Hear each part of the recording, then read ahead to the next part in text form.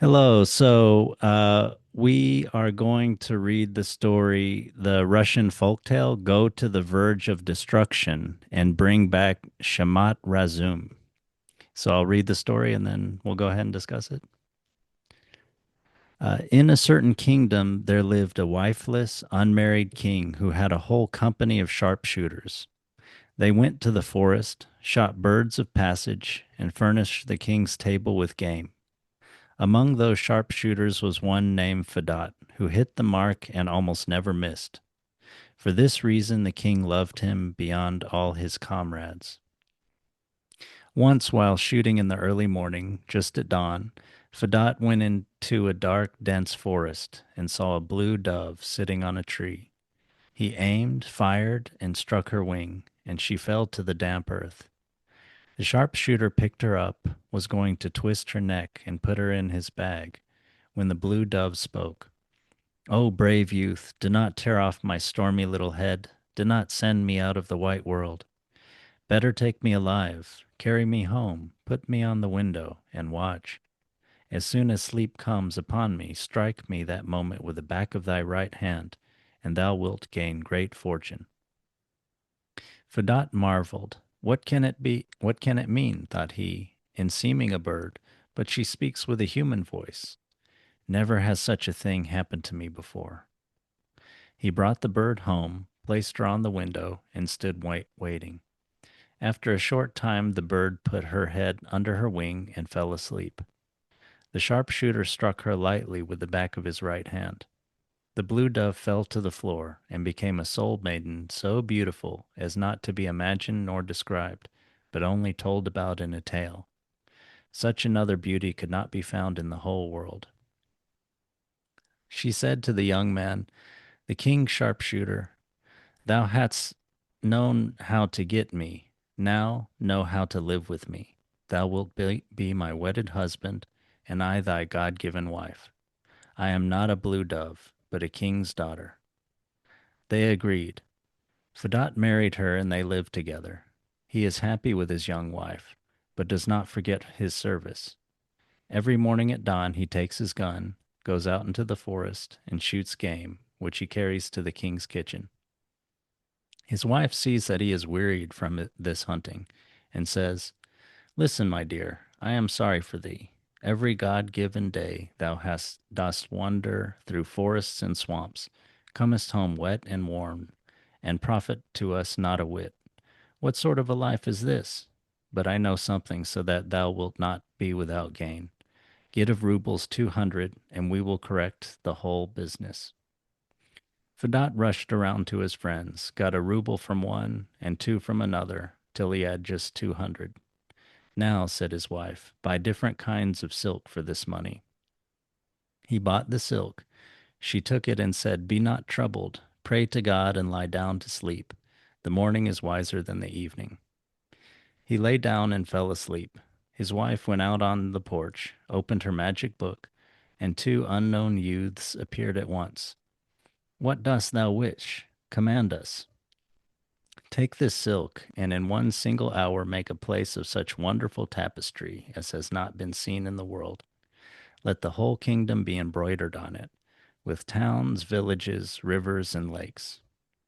They went to work, and not only in an hour, but in 10 minutes they had the tapestry finished, a wonder for all. They gave it to the sharpshooter's wife, and vanished in an instant, just as if they had never been. In the morning she gave the tapestry to her husband. "Here," said she, "take this to the merchant's Rose, sell it, and see that thou ask no price of thy own. Take what they give." Fedot went to the merchant's Rose. A trader saw him, came up, and asked, "Well, my good man, is this article for sale?" "It is." "What's the price?" "Thou art a dealer. Name the price." The merchant thought and thought, but could not fix a price. Now a second, a third, and a fourth came, and no one could set a price on the tapestry. At this time the mayor of the palace was passing by and saw the crowd. Wishing to know what the merchants were talking about, he jumped out of his carriage, came up to them, and said, "Good morning, merchants, dealers, guests from beyond the sea. What is the question?" Here is a piece of tapestry that we cannot value. The mayor looked at the tapestry and marveled himself. Look here, sharpshooter, said he. Tell me in truth and sincerity, where didst thou get such glorious tapestry? My wife made it. How much must one give for it? I know not myself. My wife told me to set no price on it, but what people would give, that would be ours. Well, here are 10,000 for thee. Fedot took the money and gave up the tapestry. The mayor was always near the person of the king, ate and drank at his table. When he went to the king's to dine, he took the tapestry. Would it not please your majesty to see what a glorious piece of work I have bought today? The king looked amazed. Oh, excuse me. The king looked. He saw his whole kingdom as if on the palm of his hand. He opened his mouth in amazement. This is indeed work. In all my life I have never seen such cunning art. Well, Mayor, say what thou pleasest, but I shall not give this back to thee. Straightway the king took 25,000 out of his pocket, placed the money in the mayor's hand, and hung the tapestry in the palace. That's nothing, thought the mayor. I will order another still better. Straightway he galloped to find the sharpshooter, found his cottage, and went in. And the moment he saw Fedot's wife, he forgot himself. His errand, he knew not why he had come. Before him was such a beauty that he would not take his eyes off her all his life. He would have looked and looked. He gazes on another man's wife, and in his head thought follows thought.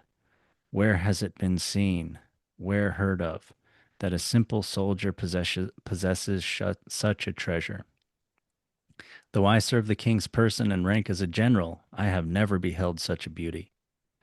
The mayor came to his mind with difficulty, and went home against his will.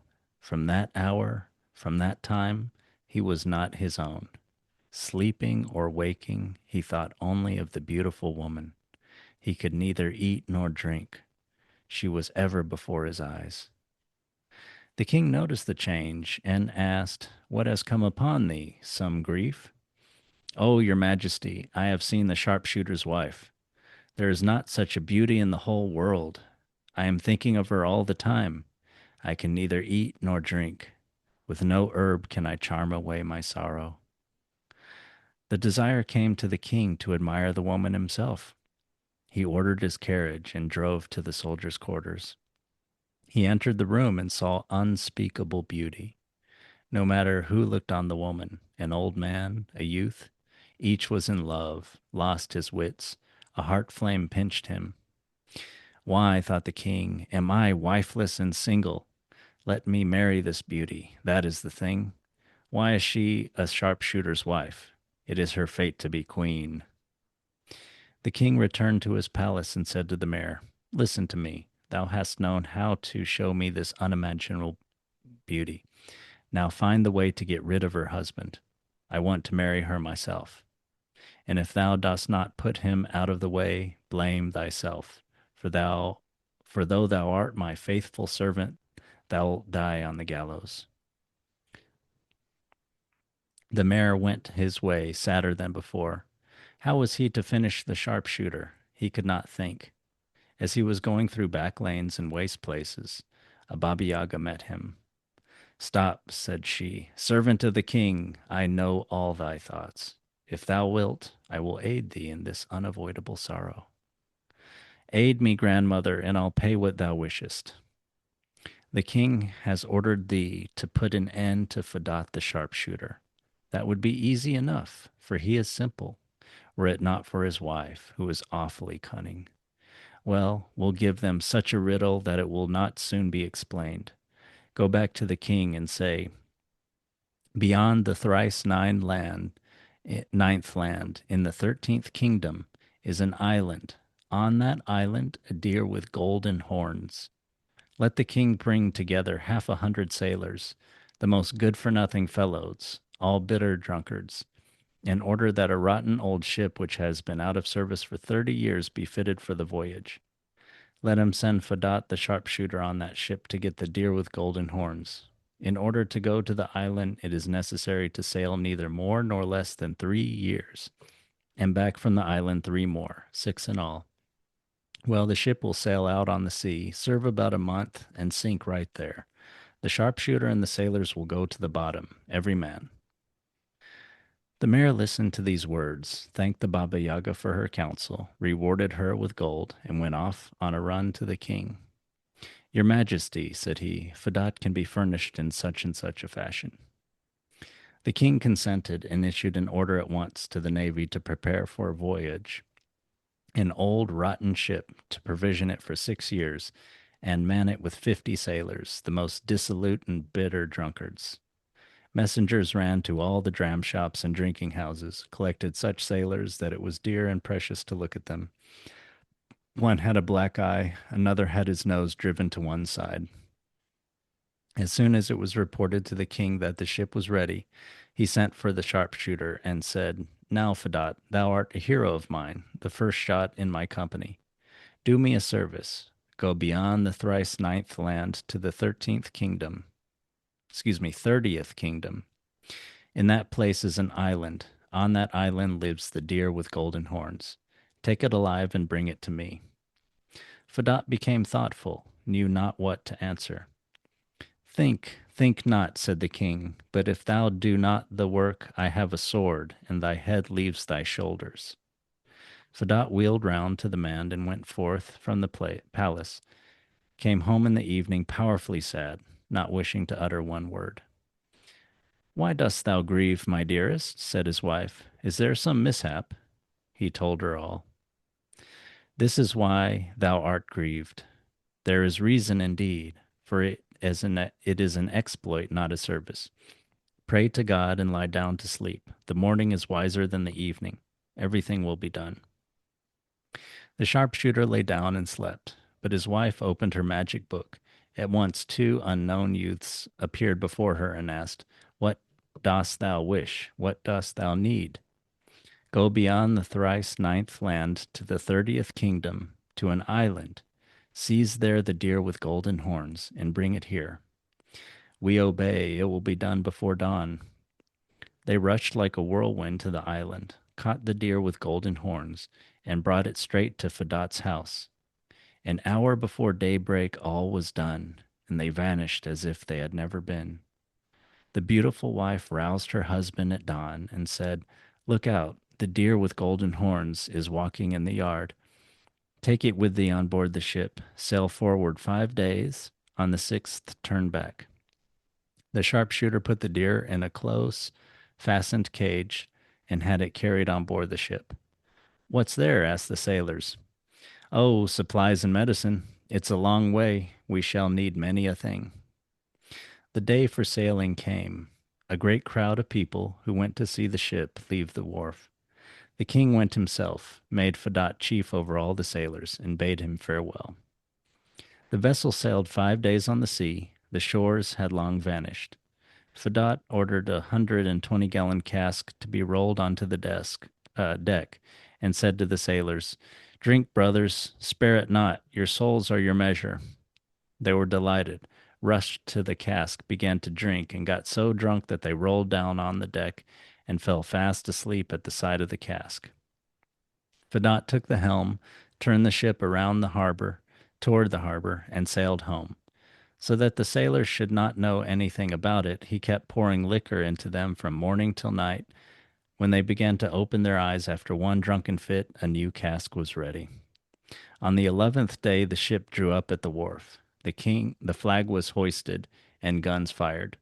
The king heard the firing and ran down toward the landing. What does all this mean?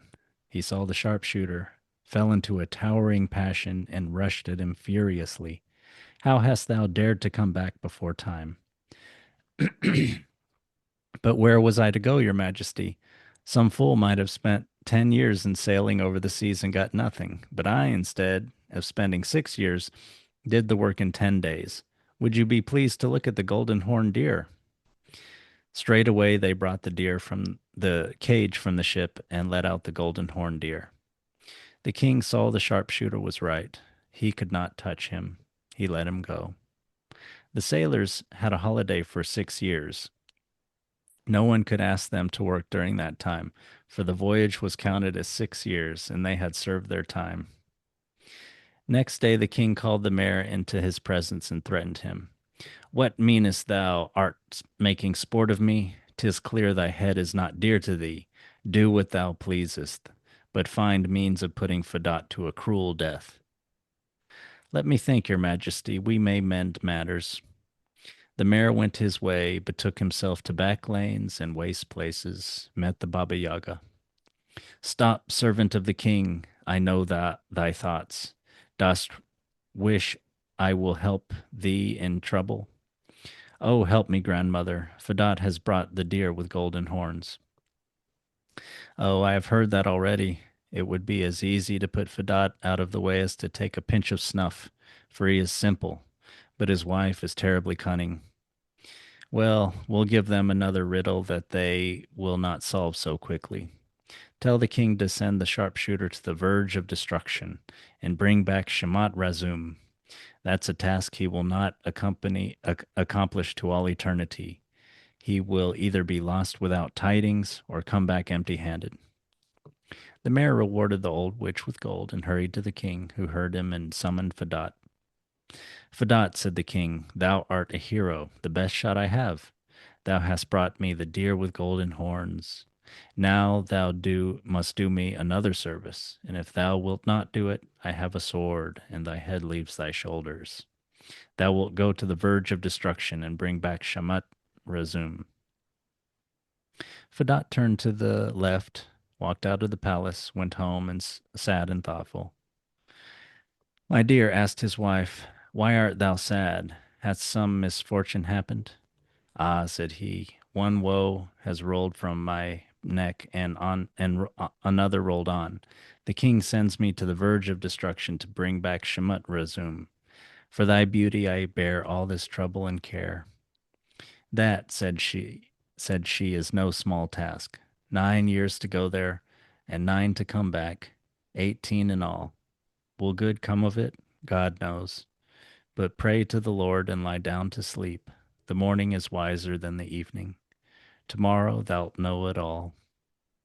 After Fedot had laid down, his wife opened her magic book and asked the two unknown youths if they knew how to go to the verge of destruction and bring back Shamat Razum.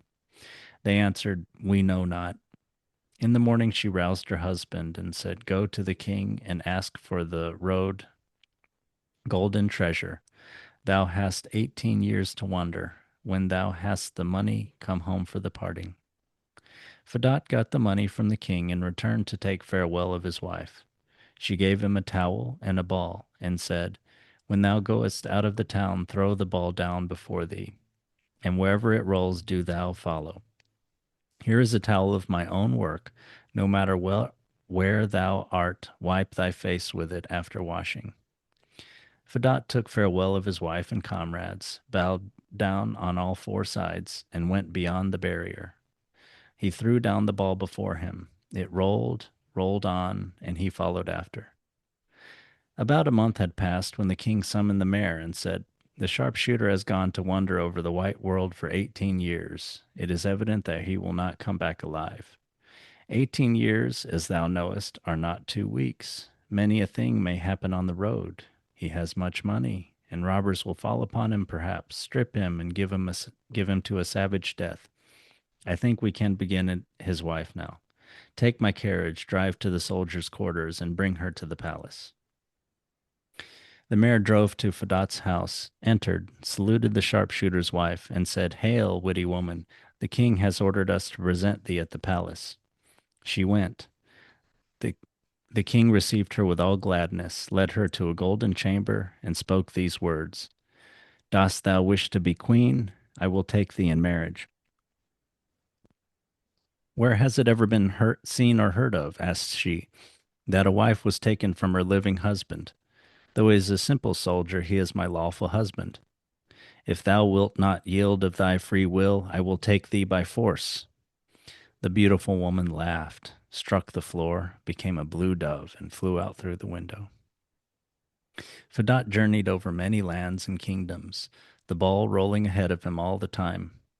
When he came to a river, the ball became a bridge. Whenever he wanted rest, it became a soft couch. Whether whether it is long or short, a story is soon told, but a deed is not soon done. The sharpshooter arrived at a splendid palace. The ball rolled to the gate and disappeared. Fedot went straight up the stairs into a rich chamber, where he was met by three maidens of unspeakable loveliness. Whence comest thou, good man, and for what? O beautiful maidens, ye have not let me rest after the long journey, but have begun to inquire. First, ye should give me to eat and drink, put me to rest, and then make inquiry. Straightway they set the table. When he had eaten and drunk and rested, they brought him water, a basin, and an embroidered towel. He took not the towel, but said, I have one of my own. When they saw it, they asked, Good man, where didst thou get that towel? My wife gave it me. Then thy wife is our own sister. They called their aged mother. The moment she saw the towel, she recognized it. Why, this is my daughter's work. She asked the guest all sorts of questions. He told her how he had married her daughter and how the king had sent him to the verge of destruction to bring back Shmat-Razum. Oh, my dear son-in-law, of that wonder even I have not heard. Wait a moment, maybe my servants have. She went out on the balcony and called in a loud voice. Presently all kinds of beasts ran up, and all kinds of birds flew to her.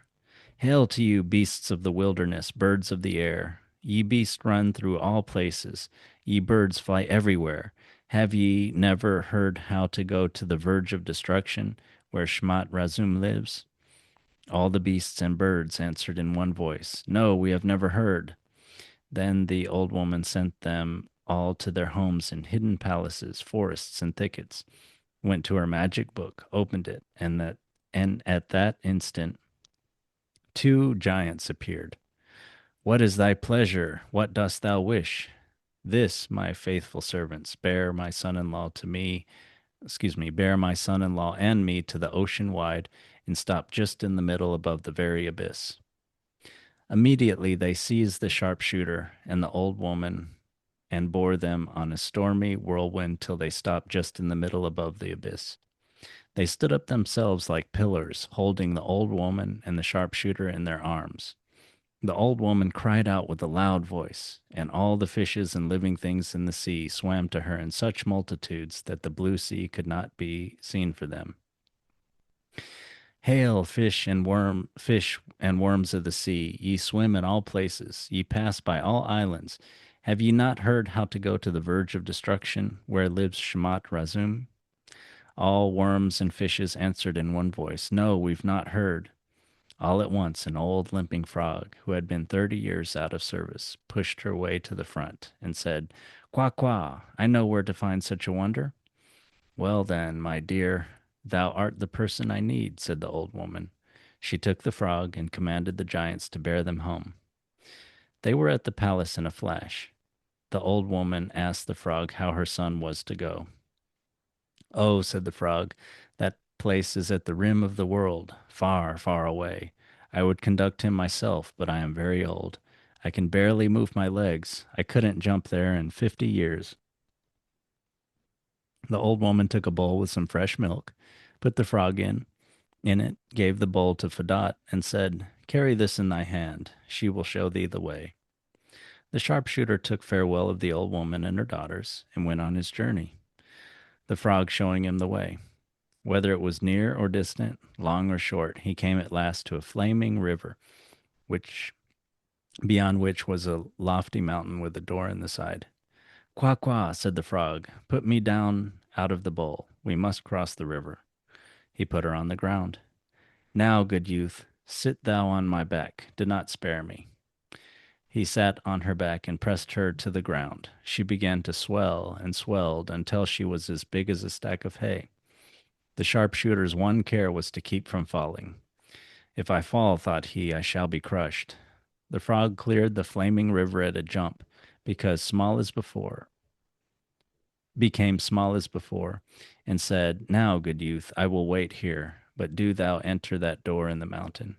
Thou wilt find a cave. Hide thyself well. After a time, two old men will come in, listen to what they say, and watch what they do. When they are gone, act as they did. The sharpshooter entered the door of the mountain. It was so dark in the cave that if a man strained his eyes out, he could not see a thing. Fedot felt around and found a cupboard, crept in. After a while, two old men entered and said, Shmat-Razum, feed us. That moment, however, it happened. The lamps were lighted, the dishes and plates rattled, and various kinds of food and wine appeared on the table. The old men ate and drank, and then ordered Shmat-Razum to remove everything. Everything disappeared in a flash. Neither table, nor food, nor wine, nor lights remained. The two old men went out. The sharpshooter crawled from the cupboard and cried, Hi, Shmat-Razum. What dost thou wish? Feed me. Again the lights, the table, the food, and drink appeared as before. Fedot sat down at the table and said, Hey, Shmat-Razum, sit down, brother, with me. We'll eat and drink together. It is irksome for me alone. The voice of the unseen answered, O kind man, whence has God brought thee? It is nearly 30 years of service that I serve these old men in faith and in truth, and all this time they have never once seated me with themselves. The sharpshooter looked and wondered. He saw no one, but the food was swept from the plates as if with a broom. The bottles raised themselves and poured the wine into glasses. Behold, in a moment bottles and glasses are empty. Shmat-Razum, dost thou wish to serve me? Asked the sharpshooter. I'll give thee a pleasant life. Why not? I am sick of being here, and thou, I see, art a kind man. All right, pick up everything and come along. The sharpshooter went out of the cave, looked around, saw no one, and asked, Art thou here, Shmat-Razum? Here, I'll not leave thee, never fear. Very well, said Fedot, and sat on the frog. She swelled, jumped over the river, and became small. He put her in the bowl and went on the house homeward road, came to his mother-in-law, and made his new servant entertain the old woman and her daughters. Shmat-Razum gave them such a feast that the old woman came very near, dancing from joy. She ordered that 3 bowls of milk be given to the frog every day in reward for her faithfulness. The sharpshooter bade good-bye to his friends and set out for home. He traveled and journeyed till he was almost wearied to death. "O Shmat-Razum," said he, "if thou couldst only know how tired I am just losing my legs." "Why not tell me long ago?" asked the other. "I should have brought thee home quickly." With that he seized Fedot and bore him like a rushing whirlwind, so swiftly that his cap fell off. "Hey, Shmat-Razum, wait a minute, my cap is gone." "Late, my master, thy cap is now 3,000 miles behind." Towns and villages, rivers and forests just flashed before the eye. As Fedot was flying over a deep sea, Shmat-Razum said, "If thou wishest, I will make a summer house in the midst of the sea. Thou canst rest and acquire a great fortune." "Well, make it." They dropped down toward the sea, and behold, where a moment before the waves were rolling, an island rose up, and in the center a golden pleasure house. "Now, my master, sit down in this house, rest, and look at the sea. Presently 3 merchant ships will sail by and cast anchor. Invite the merchants, entertain them well, and exchange me for 3 wonderful things which they have. I'll come to thee again in thine own time, in my own time." Fedot looked. 3 merchant ships were sailing from the west. The merchants saw the island and wondered. "What does this mean?" asked they. "How many times have we sailed by here and seen nothing but water, and now an island and a pleasure house? Let us stand up to the shore, brothers. Let us look and admire." They stopped the ships, cast anchor. The 3 merchants stepped into a light boat, went to the island, landed, and saluted Fedot. "Hail, worthy man! Good health to you, foreign merchants. We crave kindness. Come in, rejoice, have a good time, and rest yourselves. This pleasure house was made on purpose for passing guests." They went in and sat down. "Hey, Shmat-Razum, meat and drink." A table appeared. On the table, wines and meats. Whatever the soul could desire was at hand in a moment. The merchants opened their mouths in amazement. Let us exchange, said they. Give us thy servant, and take any one of our wonders. What wonders have ye? Look, and thou wilt see. One merchant took a small box from his pocket and opened it. That minute, a glorious garden was spread over the whole island with flowers and paths. He closed the box, and the garden was gone. The second merchant took an axe from under his skirts and began to hit, strike. A ship came out, hit, strike, another ship. He struck 100 times 100 ships. They moved around the island under full canvas with soldiers and cannon. The sailors run and fire guns. The commanders come to the merchant for orders. He amused himself, hid his axe. The ship vanished from the eye, were as if they had never been. The third merchant took a horn, blew into it at one end. That minute an army appeared, cavalry and infantry, with muskets and cannons and flags. From every regiment came reports to the merchant, and he gives them orders. The army marches with music sounding and banners waving. The merchant took his horn, blew in at the other end. There is nothing. Where has all the power gone to? Your wonders are strange, said the sharpshooter, but these are all playthings for kings, and I am a simple soldier. If thee will exchange, however, I agree to give you my unseen servant for all three of your wonders. Is not that rather too much? Well, you know your own business, I suppose, but I will not exchange on other conditions. The merchants thought to themselves, what good are all these ships and soldiers and garden to us? Let us exchange. At least we shall have enough to eat and drink over all our lives without trouble. They gave the sharpshooter their wonders and asked, Shmat-Razum, wilt thou come with us? Why not? It's all the same to me where I live. The merchants returned to their ships and said, Now, Shmat-Razum, fly about, give us to eat and drink. They invited all the men and had such a feast that every one got drunk and slept a sound sleep. The sharpshooter was sitting on the golden summer house. He fell to thinking and said, I am sorry. Where art thou now, trusty servant? Here, my master. Fadat rejoiced. Isn't it time for us to go home? The moment he spoke, he was borne through the air as if by a whirlwind. The merchants woke up and, wishing to drink off the effects of their carousal, cried out, Give us to drink, Shmat-Razum. No one answered. Nothing was brought. No matter how much they screamed and commanded, no result. Well, gentlemen, this scoundrel has swindled us. Now Satan himself could not find him. The island has vanished. The pleasure house is gone. The merchants grieved and regretted, then hoisted their sails and went to where they had business. The sharpshooter soon arrived at his own kingdom, came down by the seashore. Shmat-Razum, canst thou build me a palace here? Why not? It will be ready directly. The palace appeared so splendid that it could not be described, twice as good as the king's. Now the box was opened, and all around the palace was a glorious garden, with rare trees and flowers. The sharpshooter sat by the window admiring the garden, when all at once a blue dove flew in through the open window, struck the floor, and became his young wife. They embraced and kissed each other, then made inquiries and gave answer.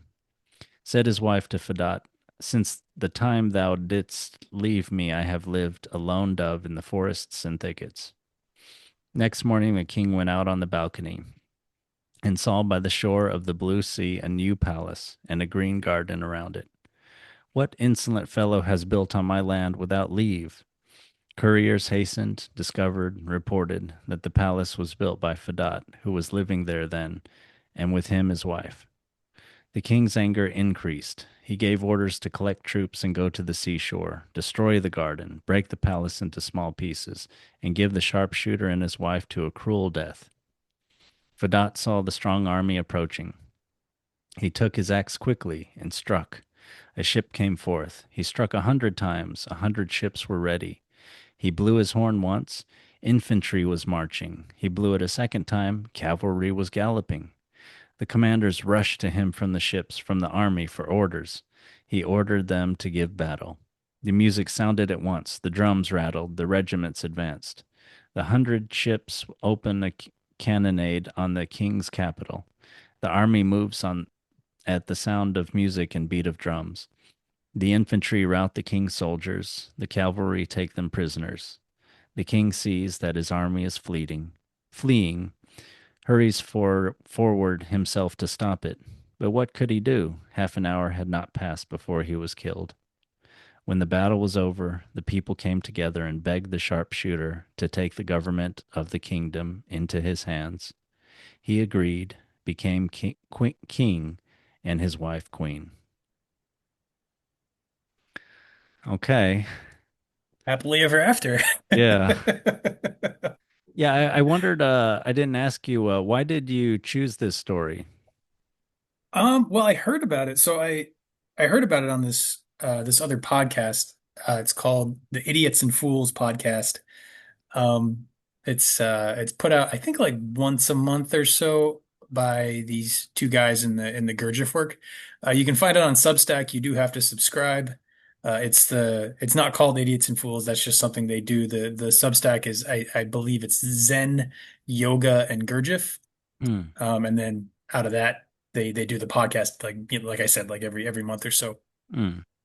And they just have sort of a conversation back and forth for half an hour, but they referenced a Russian fairy tale where the hero, the phrase they used was, I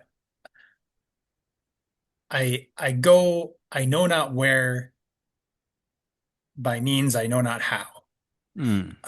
And then had a bit of a laugh around the fact that, like, on this guy's mystic quest, the thing that he finds at the end of the mystic quest is his mother-in-law, which is not very typical. So I was like, I thought it was pretty funny. I was like, oh, you and I do these fairy tale things. Maybe it's a fun one. So I looked it up, and it's a long one. It's a good one, but I was also surprised that it ties into it reminded me both of the Fortunatus one that we did a while ago Me too. Yeah. and the Iron Shoes as well, where you Hmm. have the hero. So in Fortunatus, you've got the hero sort of, there's the three treasures. He conquers, he kills the king at the end, and he becomes the ruler. But Hmm. obviously, our guy here, I've already forgot his name, the sharpshooter, Fedor. Obviously, he's a nicer guy than Fortunatus. Yeah. But then you also have the three treasures, and then in the Iron Shoes, you have the hero who marries the beautiful princess, loses her. In Yeah. the Iron Shoes, it was his own fault. In this case, it's the king's fault. Yeah. But again, he loses, and he has to go and, like, sort of prove himself on these journeys and with these trials and tribulations. Then he comes back and he ends up, marrying again. And this time he gets to, so it's sort of like this hero is blameless, but he gets the rewards at the end of both the other stories. And I just thought it was a neat enough kind of trilogy thing that it was like, oh, we got to do this one. Nice. Yeah. Yeah, I thought of the Iron Shoes too, and the other one. Another way this is like the Iron Shoes is that he saves, he saves the princess, and she also, well, in the Iron Shoes, she doesn't have a physical transformation as far as I can remember. But the thing that I thought was the coolest parallel was, so he marries a magical woman basically, and then he has to leave her, and she, in both stories, she gives him something. And in the Iron Shoes, she gives him a ring that can save him, but only when, in certain, he should only use it if he's in dire need. In this one, he has a towel, and he's to use it like every time he's supposed to use a towel. So it's a little bit different, but then it does save him, although through a different thing of like recognition. And there's also the thing about how she's like a kind of weaver, or, a maker of some kind. And then it's linking back to nature too, I think, with her family is basically all women. And there's sort of this, they're like very connected to nature. Like her mother is sort of like the goddess of nature, or some kind of, I don't know if Diana is the right one, or, some kind of Mm, goddess of nature, basically sorceress of nature or something mm. connected. So, Yeah. Yeah, definitely like Mother Earth vibes. yeah. The beasts and the fishes in the sea. Um, yeah, I don't know. I thought this one was. I mean, it's typical of fairy tales, but not so much of the two we've just referenced, where the hero is kind of the only blameless figure in the entire story. Yeah. And he starts so like I'm looking at it as like, okay, well, what's the message? He's not a prince, he's not a noble, he's somebody who is very good at his job Mm. and seems to at least be fulfilled enough in what he does that he keeps doing it. Like he's like, okay, I'm I'm hunting game for the king. I go, I'm good at that. I kill the birds in the forest, I bring them, I give them to the king. That's what I do. And Hmm. he seems kind of settled at that. Like there's no Mm. inclination, there's no mention of him wanting um to anything other than that. To the Yeah. fact where he ends up with this beautiful sorceress as his wife, and he's like, okay, honey, I'm off to work. Yeah. And he comes back exhausted, and she's like, look, look, you got to do better than this. Like you deserve better than this. So marry a sorceress if you can, I guess is the lesson. Mm. But but you see him being sort of a stand-up guy, sort of a little naive. I mean, but the Baba Mm. Yaga points it out. He's very simple. He'd be easy to get rid of, except for his wife. Mm. Um, and even when he's on his journeys, you see him progressively grow wiser and wiser.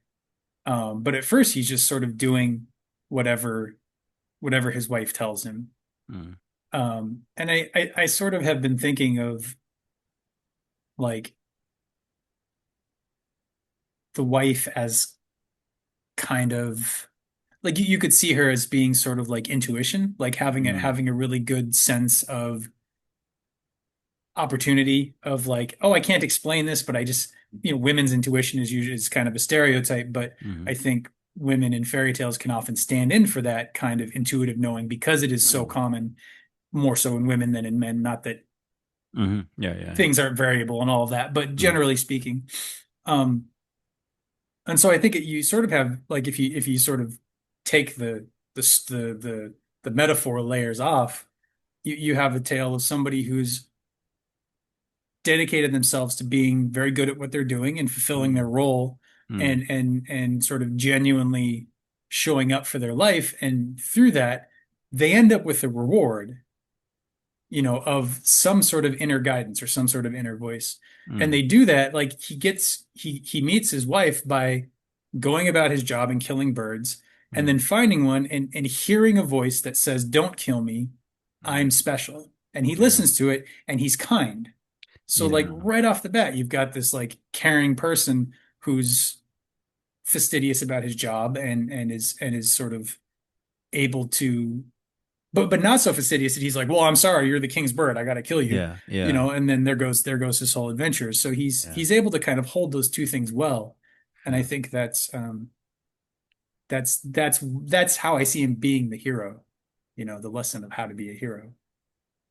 Yeah, I think that's great. He's accomplished and he's uh admired. The king mentions later, "You're my number one sharpshooter." There's no doubt about it. But yeah, but he's still sort of mindful when he's doing his job, as any real hunter or soldier should really be, right? You shouldn't mindlessly be marching forward. You have to kind of keep all your senses open. And then yeah, that's where intuition can speak to you, right? When you're fully open with your body, mind. And Yeah. then yeah, he does, he's done this 1,000 times before, but yeah, he doesn't he doesn't kill the bird. He can hear its voice. By the way, I wanted to mention, you mentioned the something like, "I go not whither and fetch I know not what." This is I had seen this before in the Wikipedia, and so when you mentioned it, I brought it up. Hmm. And yeah, so do you know about Arnie Thompson types? They're like scholars that I heard about this when I took a folklore class with Alan Dundee's. But so folklorologists excuse me, folklorists ha- have classified like the types of tales of the world Hmm. and like given it a number. Oh wow. Very scientific, yeah. Yeah, yeah. And so this type is Arnie Thompson type 465, the man persecuted because of his beautiful wife, which would, of course, be a thing in folk tales, right? Because this, of course, has happened in history so many times, right? And people can sense the sort of danger. Even Rousseau talks about it like, be careful, if you want a pleasant life, don't necessarily have a beautiful wife, So, Hmm. Hmm. Oh, that's cool. That's cool. Yeah, I didn't know that that was how neat to have that tie into the sort of the folklore background. yeah. Yeah, yeah, yeah, yeah. And we Um, can't, oh, yeah. go ahead. Oh, I was going to say we could almost like analyze this from that perspective of like all there's such danger that comes from this, right? And then because this guy isn't some kind of top dog or something. So, and then the top dogs do want his wife and they figure out a way for him to, come upon an accident. And then but his wife is powerful, so she figures out some sort of way to manipulate everything so that they end up being top dog. Yeah, yeah, because the king, that's what I was about to say. So this is perfect. The king is such a bastard. Like there is no redeemable qualities to the king here. He's in the palace. He doesn't even interact with his people. He had every scene we see him is in the palace. The mayor's the one that like goes out and comes back and goes out and Mm, comes back. mm. But the king's always just like, yeah, I'm the king. Like maybe no, the king, I think he does go to take the woman from the house, I think. Or maybe the mayor. No, the mayor takes the woman to the palace, I think, right? Yeah, that's right, I Yeah, think, yeah, yeah. yeah, yeah. the So king the king does king's go a down lazy to the fucker. seashore to see off the doomed voyage that he has kind of Oh, right. manipulated into existence, and then he's waiting there to like stamp his feet when they come back early with the thing that he purportedly wanted. But Right. yeah. Right. That is interesting. I wonder if there's anything to that. Um, but to get back to the folklore type, like, yeah, he is he's got this beautiful wife. He's not the top dog. He is sort of at the mercy of these more powerful men, and yet the wife is the thing that sort of keeps him safe. She's in the story. She's the piece of the story that sort of protects him from those things. So there's both. She's both the threat, but then also the protection against the threat. She causes it and she protects him from it. Yeah. I don't know if there's anything to that, but it's interesting to see.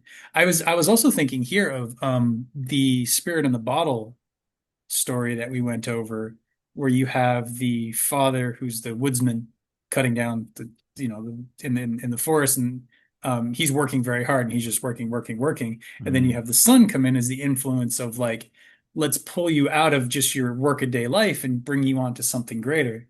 And here you have the wife doing that, where the sharpshooter is um he would, if it was just up to him, he'd just go to work every day, he'd kill the birds and that's it. And so she,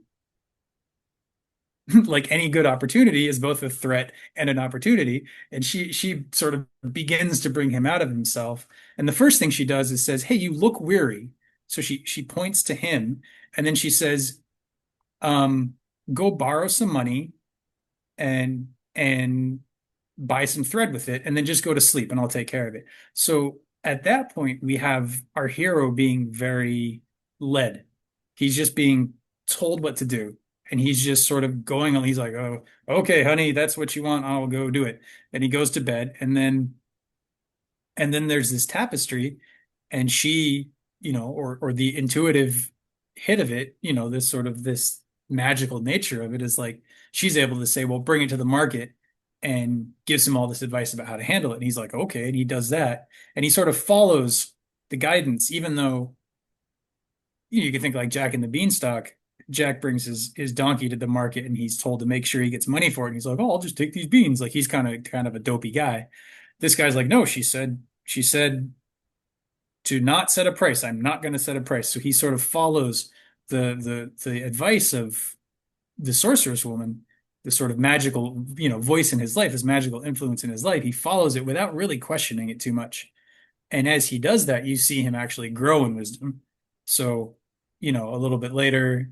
I mean, we can get into the a little bit later, but you do see him get smarter and smarter. Where in the end, he's like playing tricks on other people, and he's able to just kind of, he starts to take on some of the qualities of the trickster, the trickery of his wife, the wisdom of his wife. He starts to grow in him. Mm. Yeah. Yeah. So, yeah, in a way, she completes him. I mean, both in this and the Iron Shoes, the hero starts out, yeah, kind of aimless, purposelessness. They don't have ambition or anything. And then but then they go to another place, a dark place, the dark part of the wood in this story. And then that's where and they do something, they risk something a little bit here, but and yeah, they get the voice of intuition and then the magic and all that stuff, kind of that intuition like fills in maybe for that ambition or that drive or that aim that they did not have before. Yeah, it's almost like it gets sublimated and comes out cleaner because, the ambition, the king has ambition, the mayor has Yeah. ambition, but it's not a Yeah. good kind of ambition. And Yeah. so you have this sharpshooter without any of that kind of ambition. He just wants to do his job, but he's the one that gets the reward. He's the one that um, both has the beautiful wife and then also has sort of the growth process happen to him. He grows as a person, whereas everybody else in the story Yeah. either stays the same or ends up dead if you're the king. Yeah. Yeah. Yeah, yeah, yeah. And he does have that ambition to help him to, I mean, excuse me, that intuition to help him look out and to change his life. And it's sort of like in ways that maybe, I don't know, that are proper or something. Whereas the king, you know, he does he ha isn't a king supposed to have ambition to sort of like make the realm thrive or, increase security if there's a threat? I mean, the king is not supposed to have the ambition of looking down into his kingdom and going, I want that, like, I mean, that's not right. And he Yeah. does that with the mayor too. Like, I'm gonna just take your tapestry. Yeah. Yeah. Yeah. Yeah, he just keeps threatening to kill people. He's like, I've got a sword and I'm going to take your head if you don't do what I Yeah. say. Yeah, Uh, right. like, that's definitely not the sign of a good king, you know? Yeah, it'd be hard to argue with that. Yeah. Yeah. Exactly. And the mayor too. The mayor's like, um, he just he never complains. He never says anything. He's like he's got the hots for this guy's wife, and he's like, I can't stop thinking about her. I can't stop thinking about her. And then the king is like, well, now I can't stop thinking about her, and she's mine. So go get her for me. And he's like, okay, sir. Yeah, the mayor is like he's the dopiest one of all. I mean, like, have a filter, man. I mean, have you never? It says he never leaves this king's side, which I guess he probably just wants to take scraps from his table. But if you had a brain in your head and you never left someone's side, maybe you would observe them and have some sense of their character. This king is, what can we say? Just a walking id, maybe, and like if you are totally enamored with this guy's wife, don't tell him. hmm Yeah, don't If you know you're the king's gonna go after him? After her? Yeah. Yeah, yeah, yeah. Ugh. I thought of the so we think of the sharpshooter. You mentioned he's playing his role, he's doing his job really, really well. He's high quality in his position now. And his wife, I thought of her as kind of bringing him into the world of entrepreneurship, kind of self-directed or something like that. And he's no longer taking what is available, but shooting birds in the forest and things, but he is making something new. And it's also bringing him into the social world. He borrows from his fellows in order to get the silk that she can make this tapestry. And then you have to go to the market, and you have to sell. So it's kind of like she brings him into the world of business or something like that, a little more complex kind Yeah, of that's life. yeah, that's really interesting in that she's both because when I think of like being a businessman and being an entrepreneur and like starting your own thing, I don't think witchy sorceress woman. I mean, I Yeah. guess I guess that's not they're not so separate, especially nowadays. But when you're talking like stories and tropes and fantasy stories and archetypes and stuff, it the idea that the intuitive, magical, powerful feminine is where the I'm going to survive, I'm going to succeed in business and in creating, joining the marketplace and like all the things you just said, like that's a really interesting linking of sort of two different archetypes. That's Mm. that's really cool. I Mm. don't know, maybe that just shows my ignorance of stories if there are a bunch out there, but I've certainly not heard them. I like it. I like it. I think it makes her this sort of font of um, his own flowering as a human. Yeah, yeah, that's what I was thinking, that it makes sense that he would, yeah, do something else a little more creative or something if you can think that he has just had his intuition opened up. So he's kind of looking around for opportunity, thinking creatively, being social, things like that. Yeah, yeah, yeah. No, that's really good. I hadn't thought of that. Obviously, that gets projected onto women in the real world quite a bit.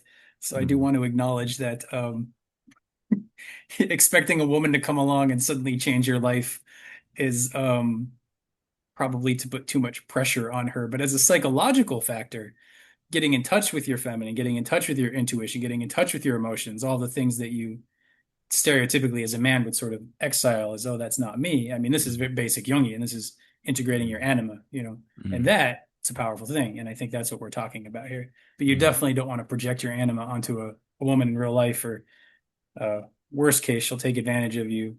Worst case, well, I don't know if that's worst case. On the one hand, worst case, she takes advantage of you and you're just screwed. And on the other hand, you make life hell for her and she probably doesn't want to stick around because no Yeah. human can carry an archetype. Yeah. Yeah. I was thinking though, yeah, you definitely don't want to project anything as much as you can onto others, especially, you want to find out what you will, but you have to find out what you're what you're projecting and kind of be careful about that and try to be open and yeah, not have it get out of control. But what I was thinking sociologically is that I've heard people talk about how oftentimes a man will, after he marries, a woman will help him to be a little more ambitious or a little bit more outward looking, or sort of not so much just have his nose to the grindstone in his current job. But have you Mhm. not heard about this kind of thing? That's one thing that I was thinking of when I read this story. It's kind of like, and you can just think about it as when someone has a partner, they're just exchanging ideas, at the end of the day, and there's sort of two is better than one. You're thinking more creatively, you're thinking of other things, and you know, Yeah. Yeah, no, that does make sense. I mean, you're right, I've definitely heard that idea of like the woman being married she can bring the more ambition mm, because she wants him to do well because then they both do well. He's happier. She mm, imagines he'll be happier. yeah, He'll be more powerful. He'll be more active in the world. She mm, wants that for him. She wants that for her. It's kind of a win-win situation. And if she's able to see that and offer him advice and he's able to take that advice, then yeah, you do have a sort of two plus or one plus one equals three. Like they're more than just the sum of their parts. They're able to generate something fertile together, metaphorically speaking, not just when it comes to children. There's sort of that energy that can build. So yeah, no, that's a really good point too. Yeah, yeah, yeah. that thing you mentioned about children, I almost wonder if there's some sort of evolutionary psychology thing to this where you do literally need more resources if like a child is coming, so maybe there is something about that kind of interplay or that kind of those kinds of conversations that maybe the woman would sense would even need to happen or something, but that's pure speculation on my part. Yeah, I mean, evolutionarily, that would make sense that there were that basic evolution, like the women who encouraged their men to greater Mm, things yeah. would have been healthier, the ones who were successful and whose men were successful, is what Mm, I mean, would be healthier and would have more offspring, and their children would live longer. And mm. so it would definitely seem to sort of reinforce itself just logistically, just looking at it that way. Yeah. Yeah, yeah, yeah, yeah. Why do you think the king is wifeless here? I mean, you could say it's just part of the story that, it would make him maybe more lustful or whatever. But do you think there could be anything? We don't No, know I that much mean, about him, but we don't know that much about him. He's definitely limited in dimension as a character, but um, I mean, we what we do know about him is he's a real dick.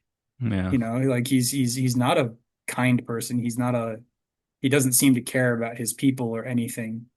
yeah, So I'm kind of not surprised he doesn't have a wife in that regard, although historically speaking, kings didn't marry, and they didn't really have to woo somebody and convince them they were a good husband. yeah, So yeah, I mean, he does throughout the story, he does sort of run parallel to the sharpshooter, in that the sharpshooter's working for the king at first, right? But the sharpshooter is caring and a hard worker, like we were talking. So he sort of grows, and the king ends up sort of falling. And so, if in fact, if we want to say the the having of a wife is the integrating of this sort of feminine aspect, or this intuition or whatever, through the development of good character, the king is wifeless because he mm, has not done that. He has not developed his character. He's selfish, he's greedy, he's inconsiderate, not even inconsiderate, he's cruel. And so the magical sorceress cannot belong to him. The sort of life-giving feminine will not come up in him. And so portraying him as wifeless in that sense both sets him up as a great foil for somebody to kidnap, to try and, kill the sharpshooter and take the wife, but then yeah, also emotionally, the emotional tone of him is set as sort of a foil, or a dark side to emphasize the light side of the sharpshooter, that they sort of bring out his qualities. yeah, yeah. I think that's right. You mentioned how he's a one-dimensional character and he's just an incomplete human being, and that seems to be shown more. Yeah, he doesn't have a wife. He doesn't have this other voice or this complexity or this intuition. He is just this, like I kind of joke, he's like a walking id or something. He's just, yeah, this incomplete, and yeah, you don't want to have a ruler of a city that's like that, and he does fall. Hmm. Hmm. Yeah. Yeah, I almost think of it like I know I've done this a lot in the past, but if like to think of the fairy tale as a whole as like a metaphor for something internal and Mm, psychic, like if we all have this sort of tyrannical part and this mm, sort of like genuinely good-hearted, good-working, like, because a lot of the time the people or the parts of us that are good-working are good-hearted and hardworking, aren't necessarily ambitious. And the parts of us that are ambitious, maybe they're hardworking, but they're not good-hearted. So there's yeah, there's sort of, so what we would want to do as a human being, if we're developing ourselves, is to find those parts of ourselves that are good-hearted and do care, but are hardworking. Because you could be good-hearted and lazy, and then you're never gonna do yeah, good. So you want something that's got at least those two pieces, and then has the intuition and the ambition that the sorceress brings, and then you want to have that part kind of slowly alchemize, overcome this sort of tyrannical ruler, which yeah, we all have. I mean, if anything, it's just the inner child in us that's throwing a tantrum and is mm, unhappy, mm, whatever you want to call it, whatever. We all have that kind of ego id monster in us. And to kind of have the sort of good quality nature work its way up to the top and overthrow the other one, but in a way that doesn't ruin its good nature, you know? yeah, And we have a story right here that shows us how he does that. He follows the intuition. He sort of does whatever his wife says. He Not that you need to do whatever your wife says, but you know what I mean. get Don't in tell my trouble wife. for that. Yeah. Um, um, but he does that, and he follows the journey wherever it goes, to the point that, like, the reference, even though it's not in this particular version of it, but the reference on Wikipedia and on this Idiots and Fools podcast that I was listening to is he knows not where to find he knows not what. because he doesn't know what the Shmat-Razum is. He's just like, I gotta find it. I don't know where it is. The edge of destruction, sure, sounds dangerous, very poetic. Where the fuck is that on a map? I don't know. Yeah. Yeah. The Shmat-Razum, nobody knows what that means. I think it's probably a maybe it means something, but I like it Mm, in my head that it's a nonsense word. mm, So he's, I gotta go find the bloggity blah at the end of the world. yeah. So but he goes. There's a call to adventure. He says yes. Classic Joseph Campbell. He goes on the adventure wherever it leads, regardless. Mm, And he's smart. He pays attention to his wife slash intuition. He doesn't let anyone kind of take advantage of him. He asks for what he needs. When he gets to the palace with the daughters, he's like, "Hey, like I'm really tired. I can't answer your questions right now. Can you help me out and we'll talk?" And that sort of gets him to wash his face, and that unfolds that whole part of the story. So he's not at that point. He's not so dumb. He's kind of like a little more self-aware, maybe. mm. I think there's some other examples of that I'm sort of forgetting off the top of my head. Um, oh yeah, so let's see. I don't want to skip too far ahead. Where did we kind of lead up to? We were up to Kind of the the going to the marketplace with the tapestry. right, I mean, right, maybe right. even a little before that. Yeah. Yeah, I think that sounds about right to me. Mm, So yeah, so I guess the thing I'm talking about is a little bit later on. But it is funny because I mean, how often does this happen to people in everyday life that he's like he's got this good thing, he's got this wife in this case, he's got this idea, this ambition, and he's like, okay, I'm gonna go do this thing. And he goes and he borrows the money and he in this case, his wife's magic assistants create the tapestry. But if we're looking at that metaphorically, like if he's an entrepreneur, he has the idea, he raises the capital, he starts the business, it gets out in the world, it does well, he earns a bunch of money, and then somebody comes along and tries to take the thing, tries to take the thing. I mean, you can talk about like a band that is doing that has this very musical or singer-songwriter, it's a very creative musician, and then he creates an album and it does really well, and then the record company's like, okay, like you got to make another one, and now he's living this lavish lifestyle and like that whole thing. So it's and he's lost that creative spark. So we see mm, that sort of again here with the sharpshooter where he's following it along and he's doing everything he's supposed to, and that gets him in trouble. And that all of a sudden the king comes and wants to take his wife.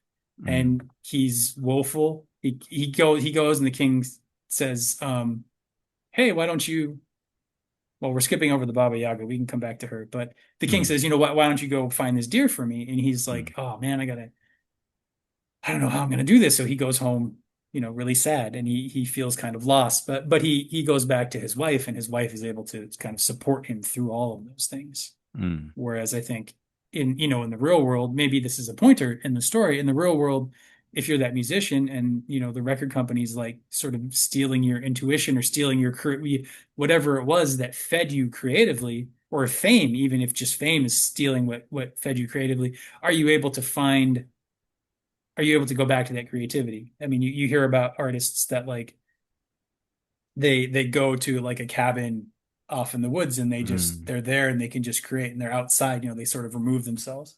And I feel like that's a fair metaphor, is like to turn back to the thing that took care of you rather than um continuing to just try and get more money for your tapestries or something like that. Yeah. And Yeah. that would be going back to the beginning of the story where the sharpshooter goes back. This is what I'm elite at, going back into the woods, nature, the dark place, and being open to whatever birds you can find there. Yeah. Yeah. Yeah. Yeah. So what did you think about the Baba Yaga? I don't, yeah, to me, she's just sort of a Mephistophelian sort of, you know, do you remember The Pearl by John Steinbeck? Um, That's that going was a far long back. time ago, but I Uh, can just sort of yeah, say real okay. quickly, like, so, a poor sort of Indian Mexican man like needs medicine for his baby. They're just he's a poor fisherman. They're doing okay, but they don't have any money, and and he gets sort of shunned by the town doctor, the sort of European descended and sort of like arrogant fat doctor, and he's sort of in a rage. He's feeling shame, and he wishes for this thing, and so he goes to the sea then, and he is given this magnificent pearl, and of course it causes all sorts of problems and everything. But I just thought of the Baba Yaga as just sort of like how she reads the mayor's mind. It's this sort of like, what can you say, this magical force of nature, like a genie, for good or for ill, usually for ill. And you could maybe say not because of what they give humanity, but because of the intention that humanity came to them with, of not trying to better their life or be open to how their life can be better, like the hero of the story. But there's a specific thing they're trying to do that is just evil. So, Yeah, no, that's so what I'm seeing and like what I'm seeing there is like the Baba Yaga becomes like the shadow of the sorcerer's wife, in that like the mayor has a problem. He goes and he wanders the back alleys, yeah, similar to the hunter in the forest. yeah, The this strange magical woman pops out of nowhere and says, "I can solve all your problems." yeah. But she's Baba Yaga. She's old, she's haggard, she's probably really creepy looking. She's that like typical evil witch vibe. Um, and and and yet she's still representing this rich, uh, abundant, feminine, problem-solving nature. Mm, And but she comes across as evil, or as, because you're right, because yeah, the mayor is going to that part of himself yeah, with this ill intention. yeah. And so it's almost like you have a battle of the two feminine natures, the sort of the Yeah. bright feminine, or the healthy feminine, and the evil feminine, Yeah. Yeah, that's right. Yeah, I think so Yeah. too. Yeah, that's cool. I had not thought of that. That's really neat. Yeah. But yeah, what do you think of the Baba Yaga? Anything more? I mean, Um, well, now with this whole new perspective, I'm sort of reassessing um what I had been thinking before, because I was thinking before of her just being sort of um the sort of stereotypical like trickster woman figure, edge of the village, in the dark. I think they even say he goes and finds her in like the alleyways and yeah, the like the graveyards, or the refuse heaps, or something like that, some sort of a discarded place, yeah, and so I was just seeing her that way, as like, oh, your stereotypical like woman in the cabin in the woods. She's going to make a deal with you. Maybe it'll work out in your favor. Maybe it won't. Maybe it'll be exactly what you want, and then you'll hate it when you get it, which is mm, kind of what happens here. yeah, Um, but yeah, Mephistopheles definitely will play that role in, like Faust, and in other sort of the devil comes and makes you a deal, yeah, which makes me wonder whether the devil isn't a shadowy feminine aspect or something, or the devil isn't brought about by, in the same way we're talking about the sharpshooter versus the mayor, the devil isn't brought about by us going to something abundant in life with an evil intention. And so it bears evil fruit. And then we blame the devil for it. And we're back on projections again. nice. Yeah, Yeah, wow. Um, so yeah, I mean, I think she knows. I mean, she says clearly that the wife is very cunning, and so she there seems to be at least a professional level of respect there. Like, yeah, oh yeah, I heard about yeah, her. She's got the juice, man. I can't. yeah, She's gonna make it real tricky to get rid of this guy. yeah, Um, yeah. She knows of her. She's mhm. yeah, Yeah, familiar, yeah, if not exactly. intimate. Yeah, yeah. Yeah. Um, so she gives the mayor a solution. And I think right away we see,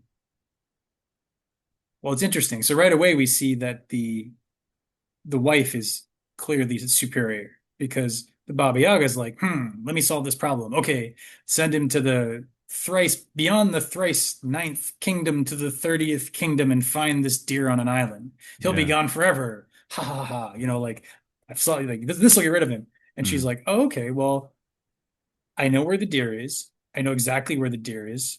There's numbers. It's very structured. mm, It's on an island in the 30th kingdom. mm.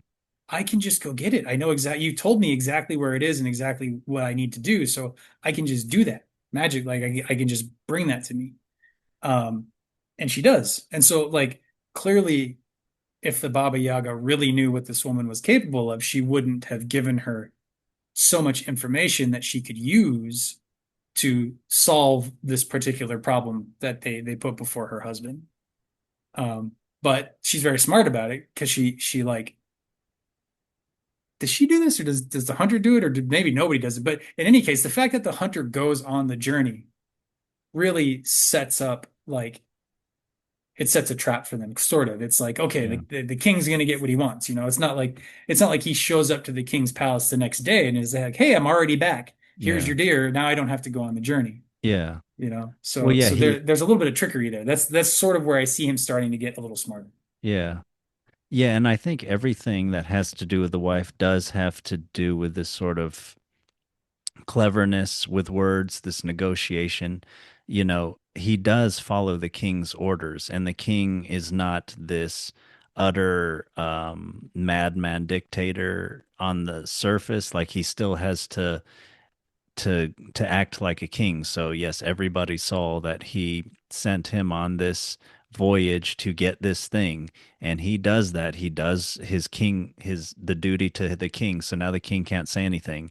And along the way, he sort of gives all these guys 6 years of pay, So he's kind of like helping people out, I guess, along the way, unlike the king, sort of like what we talk about with Robin Hood, with Yes, like just gonna say, yeah. the the foil of the leader doing what the leader is supposed to be doing, and but still like going along with things. And although Robin Hood's maybe different, but I think there's always some sort of like turning of words around, this some sort of cleverness with like dealing with contracts and negotiations and stuff. But Yeah. Yeah, because you see the sharpshooter being hardworking. He's doing what's asked of him. He's fulfilling his contracts. yeah, He's not lying, he's not cheating, he's like, okay, you want me to do this? I'll do this, but I'll do this better than you think I'm going to be able to. yeah, And you're right that he also like takes care of these sailors who the king was just going to let drown because they were all expecting the ship to sink. And he was like, all right, well, find these worthless guys and send them off on this worthless ship, and then everybody's going to die, and I'll get what I want. And yeah, instead of dying, they're rewarded with it's like what, like a 5-day cruise of all you can drink, and then yeah, 6 years off when you're home. yeah. These guys And got no it one can made. say anything. Exactly. Exactly. All because the sharpshooter like went along with the plan, but was not taken by it. Like he went and did his own thing with the setup that of the king's plan. Yeah, Thanks to the wisdom of his wife, yeah, of the sorceress. So so then I think um you see the mayor go back to Baba Yaga, and Baba Yaga wises up. So she doesn't say like go to this specific kingdom and get this specific thing. She's like, okay, now we're going to send you off to somewhere you can't find, the edge of destruction, and you have to find something there that like nobody knows what it is. So she really like ups the ante there, and she does essentially she outmaneuvers the wife because yeah, he's sent on the journey. He has to go. There's no way for them. The wife cannot find the information that she needs. It's like outside of her Google search. She can't call it up, you know? And so she can't block that particular attack against mm, against the sharpshooter, but she can advise him to go and ask for money, which he does. She can give him the gifts of the ball that will guide him and the towel that will announce his identity. Because I'm sure she knows where the ball is going to bring him. Yeah. So you have this like it's almost like the personal feminine intuition is not able to do it, and so he has to go out wandering into the world, but his wandering by following the golden ball, which is sort of a stand-in for intuition. It's just going to go wherever it goes, but it takes care of him when he needs a bed. It turns into a bed. When he needs a bridge, Mm, it turns into a bridge. So mm, it's very like it's an all-purpose item. It's very mm, typical in fairy tales and stuff. mm, But it ultimately leads him to what I see. Like if we're talking about the wife as like the feminine nature of the sharpshooter, then her mother would be sort of like feminine nature in general, like the feminine, like the goddess or something like that, the divine feminine, mm, the essence of what it means to be feminine. mm, And ties right into what you were saying before about her being like Diana or the goddess of nature or something like mm, that. Like she's the mother of this magical woman. And so she sort of metaphorically, she's the source of the metaphorical magic that's in this guy that he's managed to contact mm, by marrying this woman as a mm, metaphor. He's able to sort of bring that into himself. So then he goes out and he finds the source of that, where like so his wife is described as this most beautiful, amazing woman. You can't even talk about her, only in tales. Couldn't even describe her. Everyone's madly in love with her. He follows his ball. He ends up at a castle. There's three beautiful women and their mother. Like she's held up as this very rare thing, and he ends up in a castle where there's like at least four of them because mm, there's the three sisters and the wife. mm, And then there's the sort of source, the mother that they all came from. So mm, it's a very like the thing that comes to mind for me is like, the Grail myth or the Grail castle, but the Grail, that's not a feminine thing. The Grail is kind of a feminine thing, the Grail itself, but the Grail is wielded by a king, and so it's a different story. I think mm, there's another one you did with your friend Lisette was the Water of Life. And I mm. think there you have a hero that goes to a castle where there's some sort of font of something, Yeah. source of something ultimately healing. Yeah. Um, and and it's interesting because, well, I guess do you have anything to say to that? Because that's I've been talking for a bit. Oh no, no, no. That was all good. I was thinking just yeah, you could sort of intuition or the source of the feminine. I was also thinking he follows the ball for a long way. It's sort of like going deeper. You could say it's sort of going deeper and deeper into your thoughts in the right way, right concentration eventually, and maybe coming to some sort of insight, this Hmm. realization or something that could be a greater source for new ideas or something like that. Although for me, I think of it as his wife and the family is sort of representing nature in general, and so there's a renewal, change, growth, which is of course related to intuition anyway. But Yeah. And as we have said, like meeting her has sort of started his process of growth. So yeah, that's another that ties into that as well. yeah, Um, and yet, despite all of that, um, this magical source of all the feminine nature in the world, or whatever you want to call it, uh, this goddess Diana, she doesn't know about the Shmat-Razum either. She's yeah, never heard of it. right, And she has power over all of these beasts and all of these fishes, all the creatures of the earth. None of them know. So it's yeah, almost, yeah, of course. But like almost all of them don't know, and so it heightens the mystery of it. Like if she's held up as this like, okay, the sharpshooter gets the magic introduced into his life, is sort of grown to the wife. They go through their trials. Something bad kind of happens. He overcomes that. He continues past a few other stages. He gets to this sort of the mother-in-law in this case representing like the source of the divine feminine, like I'm saying, and even that can't solve it. So then where do you go? You go to like the very lowest thing ever. You go to yeah, the old frog who's seen 30 years of service. Who knows what kind of service a frog is doing, but the frog is doing some kind of a service. But the frog can't hop anywhere. And Yeah. like, but the frog is always such an interesting thing because it's between two worlds. It's Yeah. it can come in the water on or on the land. It's kind of gross. It's not pleasant.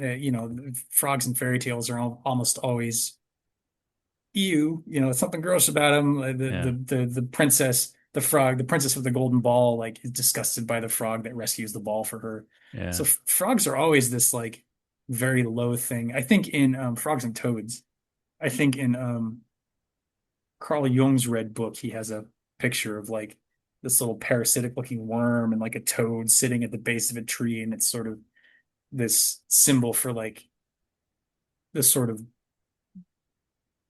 the gross material that needs to be Mm. brought into the alchemical process and transluted or something. But here you have the frog as the only being in the entire world who can help our hero actually do what he's been asked to do. Mm. And and the frog is richly rewarded for that. But the frog is placed in a bowl of milk. Um, and I don't think frogs like milk, so I doubt that that's a logical thing. But I think of it as like the milk being nourishment, Yeah, and that's what I so thought of. like this gross little ignored old kind of broken down thing is put into a container with nourishment and is like able to stay there. So it's taken care of. So again, we have sort of the hero's not doing it, but we have the case of something little and kind of helpless being cared for, and that resulting in him finding the way forward. Mm.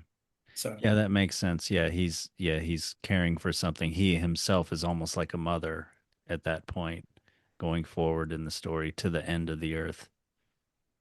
I did think of how so he follows a ball a really long way. Eventually he goes to a water place and finds a frog that leads eventually to his political sort of transformation at the end of the story. I mean, that does remind me of, I forgot what Grimm's Brothers story it is, but this little girl is like always likes to play with this ball, and hmm. eventually, and she's playing by the edge of a pond, and she drops it and it falls in, and a frog comes and brings it back up to her.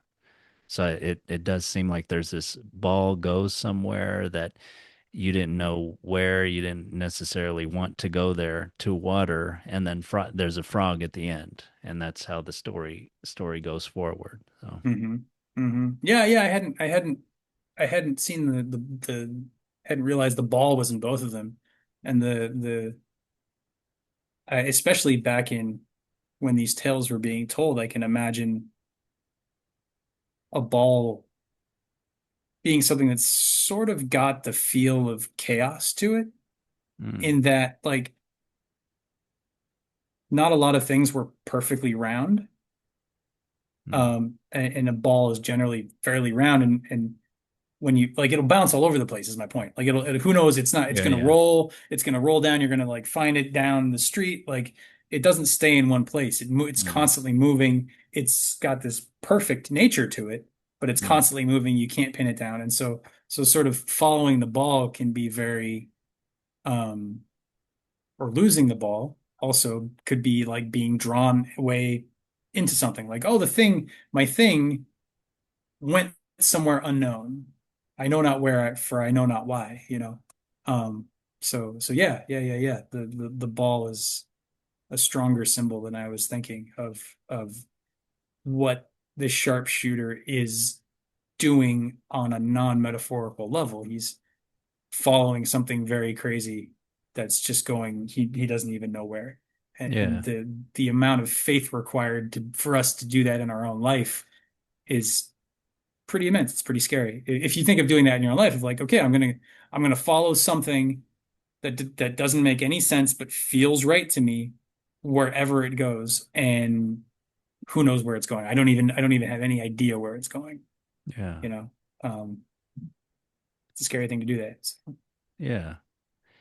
and maybe the beginning of that journey is often a known part. Like I was thinking of the little girl in the story I just mentioned where she's always playing with the ball, and there's a playful aspect obviously too, and childlike and whatnot. But yeah, you think you're doing one thing and you have certain intent and everything, but then yeah, chaos comes in after that and sort of throws you for a loop, and then that's where a real adventure begins, and that's where real change begins and everything. Oh Yeah. Yeah. Yeah, yeah, yeah. Even if you throw the frog against the wall and you kill it. If yeah, I'm remembering that story correctly, she it's been a does, yeah. while. Yeah, yeah, yeah. Or Cool. I mean, but trying to, but then yeah, which else? And then he becomes a prince. But yeah, he, yeah, she's very much reluctant to to go to the next part of the story. Maybe it's something like that. It's something about maybe how we're reluctant to even grow up, or just the unknown, the Hmm. next thing. We're not necessarily always eager to go to that. Yeah. And I think that ties right back into this because where he's going is the edge of destruction, Yeah, and yeah, that I can imagine following something unknown to something even that just feels like the edge of destruction would be yeah, terrifying. Because like what if I don't know what if this is wrong? What if I made this up? What if I'm not following what if there's something wrong with the ball? How do I know it's leading me to the right place? yeah, But it leads him to what, like a giant wall of fire, yeah, which is pretty edge of destruction in my book. You can't yeah. really get past that unless you have a giant frog. Yeah. Yeah. Yeah, you Yeah. have something that, has a lot of experience with going between worlds. Mm. And that you Yeah. and it's kind of ridiculous to have faith in on the surface. Yeah, See exactly. what is Exactly. that, like Frodo or something? Frodo is the weakest kind of guy, is the one that's going to save the world. I mean, Yeah. Yeah, yeah, yeah. Yeah, the little hobbit. Um, little hobbit, the little frog. Yeah, yeah, yeah. Oh man. And they both go to a place with a lot of fire. Um, but yeah, so the frog kind of at that point, once the frog, um, yeah, because you have, in fact, you can even go before the frog. You have the woman being the guide, the wife being the guide, and then she has to go, but she gives him the ball, and then the ball guides him to a certain point, and then the ball can't guide him anymore. yeah. But then he finds help there, and that so the same figure sort of transforms from a wife to a ball to a frog. Yeah. And the frog is then able to just be like, yeah, we here, go this way. Okay, now sit on my back. This thing that's an impassable barrier, I can just jump over it. Okay, I'm going to hang out here. You go to that cave. You watch the old men. There's going to be two old men. Watch what they do what they do, and you'll get what you're here for. And the frog just knows these things. Yeah. The man, when he rides the frog over the river of fire, he does have to be careful. Like he could fall off. It's very slippery. I mean, there's probably something about that, about the balance, the subtleness and balance you have to have in certain very risky situations or something. You can hardly afford to make a misstep. Yeah, yeah, that's a good point. Yeah, that's definitely a common theme of the like I think one thing one other version of it that I can think of is like the bridge that's the edge of the sword. Like you have to walk across it and it cuts you, but you just have to stay, you have to stay quick and sharp to get across without Oh, losing wow. your feet. I think that's a Lancelot story if I remember correctly. Oh, okay. Um, in any case, it's part of the Arthurian stories. But yeah, just that challenge of attention, of not letting your attention um get distracted. Yeah. Yeah. Yeah. And that's the thing that sort of gets him over the final barrier into the cave with the two old men, which like I don't know, I have in my head this like very surreal thing with like, because it's these two old men who live on the other side of the wall of fire at the end of the world, at the edge of destruction, and they go into a cave that's completely dark, and they have an invisible servant make them food, and then they leave. And it's very dreamlike. Like it's not very grounded. That's like the most, which makes sense for where we are at in the story, this sort of center or the edge of destruction, the sort of outer edges of the universe. Is There's some very strange things going on there.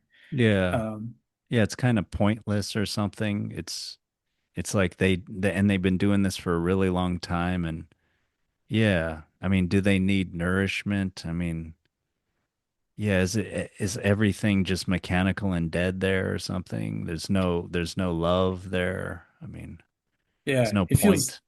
it feels like I want to say like cosmic or something. Like it's just an orbit. Like it just Yeah. happens.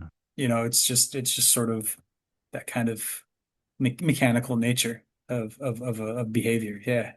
That sounds right to me. Yeah, not quite dead. It was never alive. It's just this thing that's going. Yeah. Yeah. And into that place, he brings care. He brings, you know, and that's the thing that sort of unsticks the power, the magical power. Um, and it comes with him. And now, for the first time in the story, he's the one with the magic power.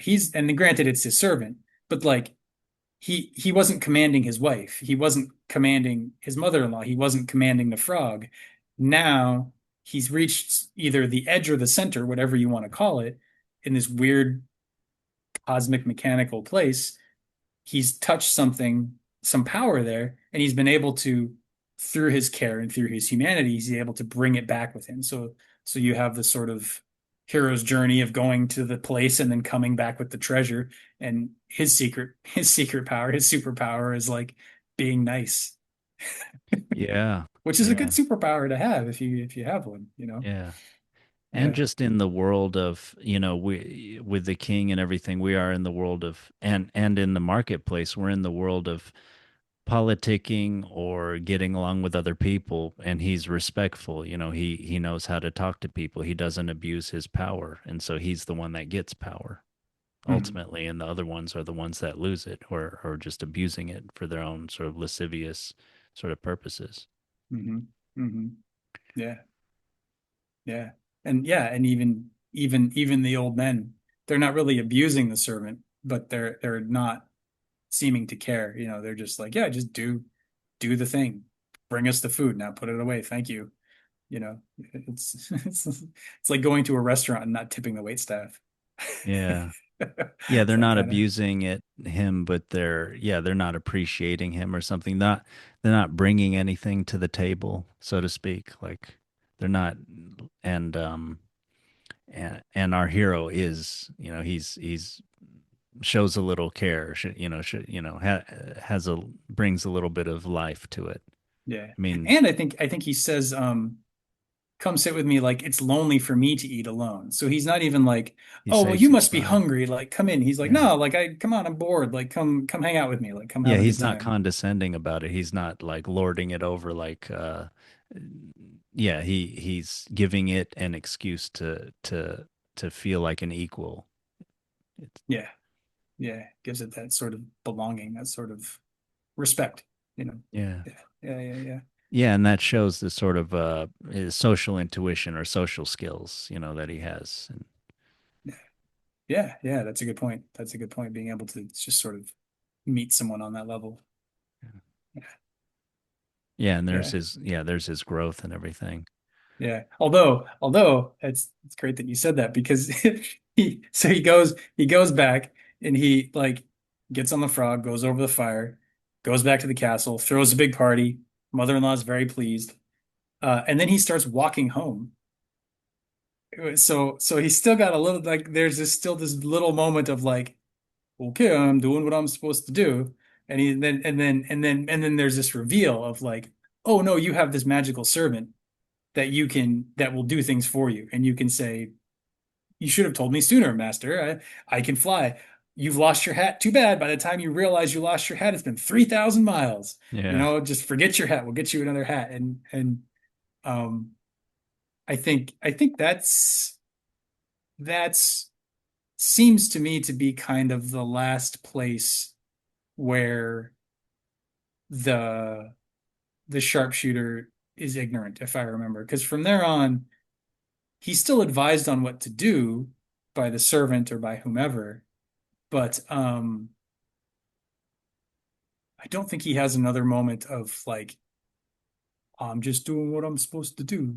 He meets the merchants. He knows that he's swindling them. He's consciously swindles them. He has the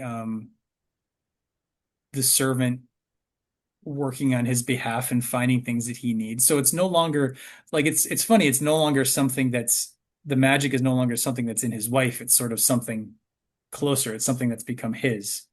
And he's able to wield it himself. So he he gets these three treasures, this castle on an island in the middle of the ocean. Very like imagine being these merchants. Be like, must have been a great wizard in this castle, and they took all of our magic, all our magic tricks. We've been swindled by this great wizard. Little do they know he's just some sharpshooter guy who's like stumbled upon a basically a genie. Yeah. It's pretty funny. I don't Yeah, know. I guess I wondered, I don't know. What did you think about that part where the his servant gets him to get all those things? It wasn't it his servant's uh Shamat-Razum, whatever his name is, it was his idea in the first place to set up the island in the middle of the sea, right? And then he's told him, yeah, there will be three merchants that come along. That also reminded me of how his wife sort of had the ideas in the beginning to to change his profession basically, or to sell the tapestry and everything. It's maybe again this idea of the intuition, kind of getting new ideas and everything. There's association with water there too. Hmm. Um, but yeah, what Hmm. did you think of that? I guess from the merchants, he gets the magical gifts that he needs to overcome the king's hereditary power. I mean, I guess that's what's kind of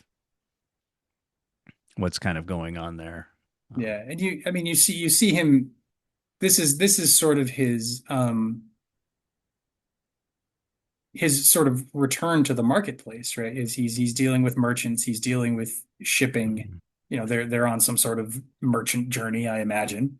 Yeah, And so he sort of left all of that when he left with the ball.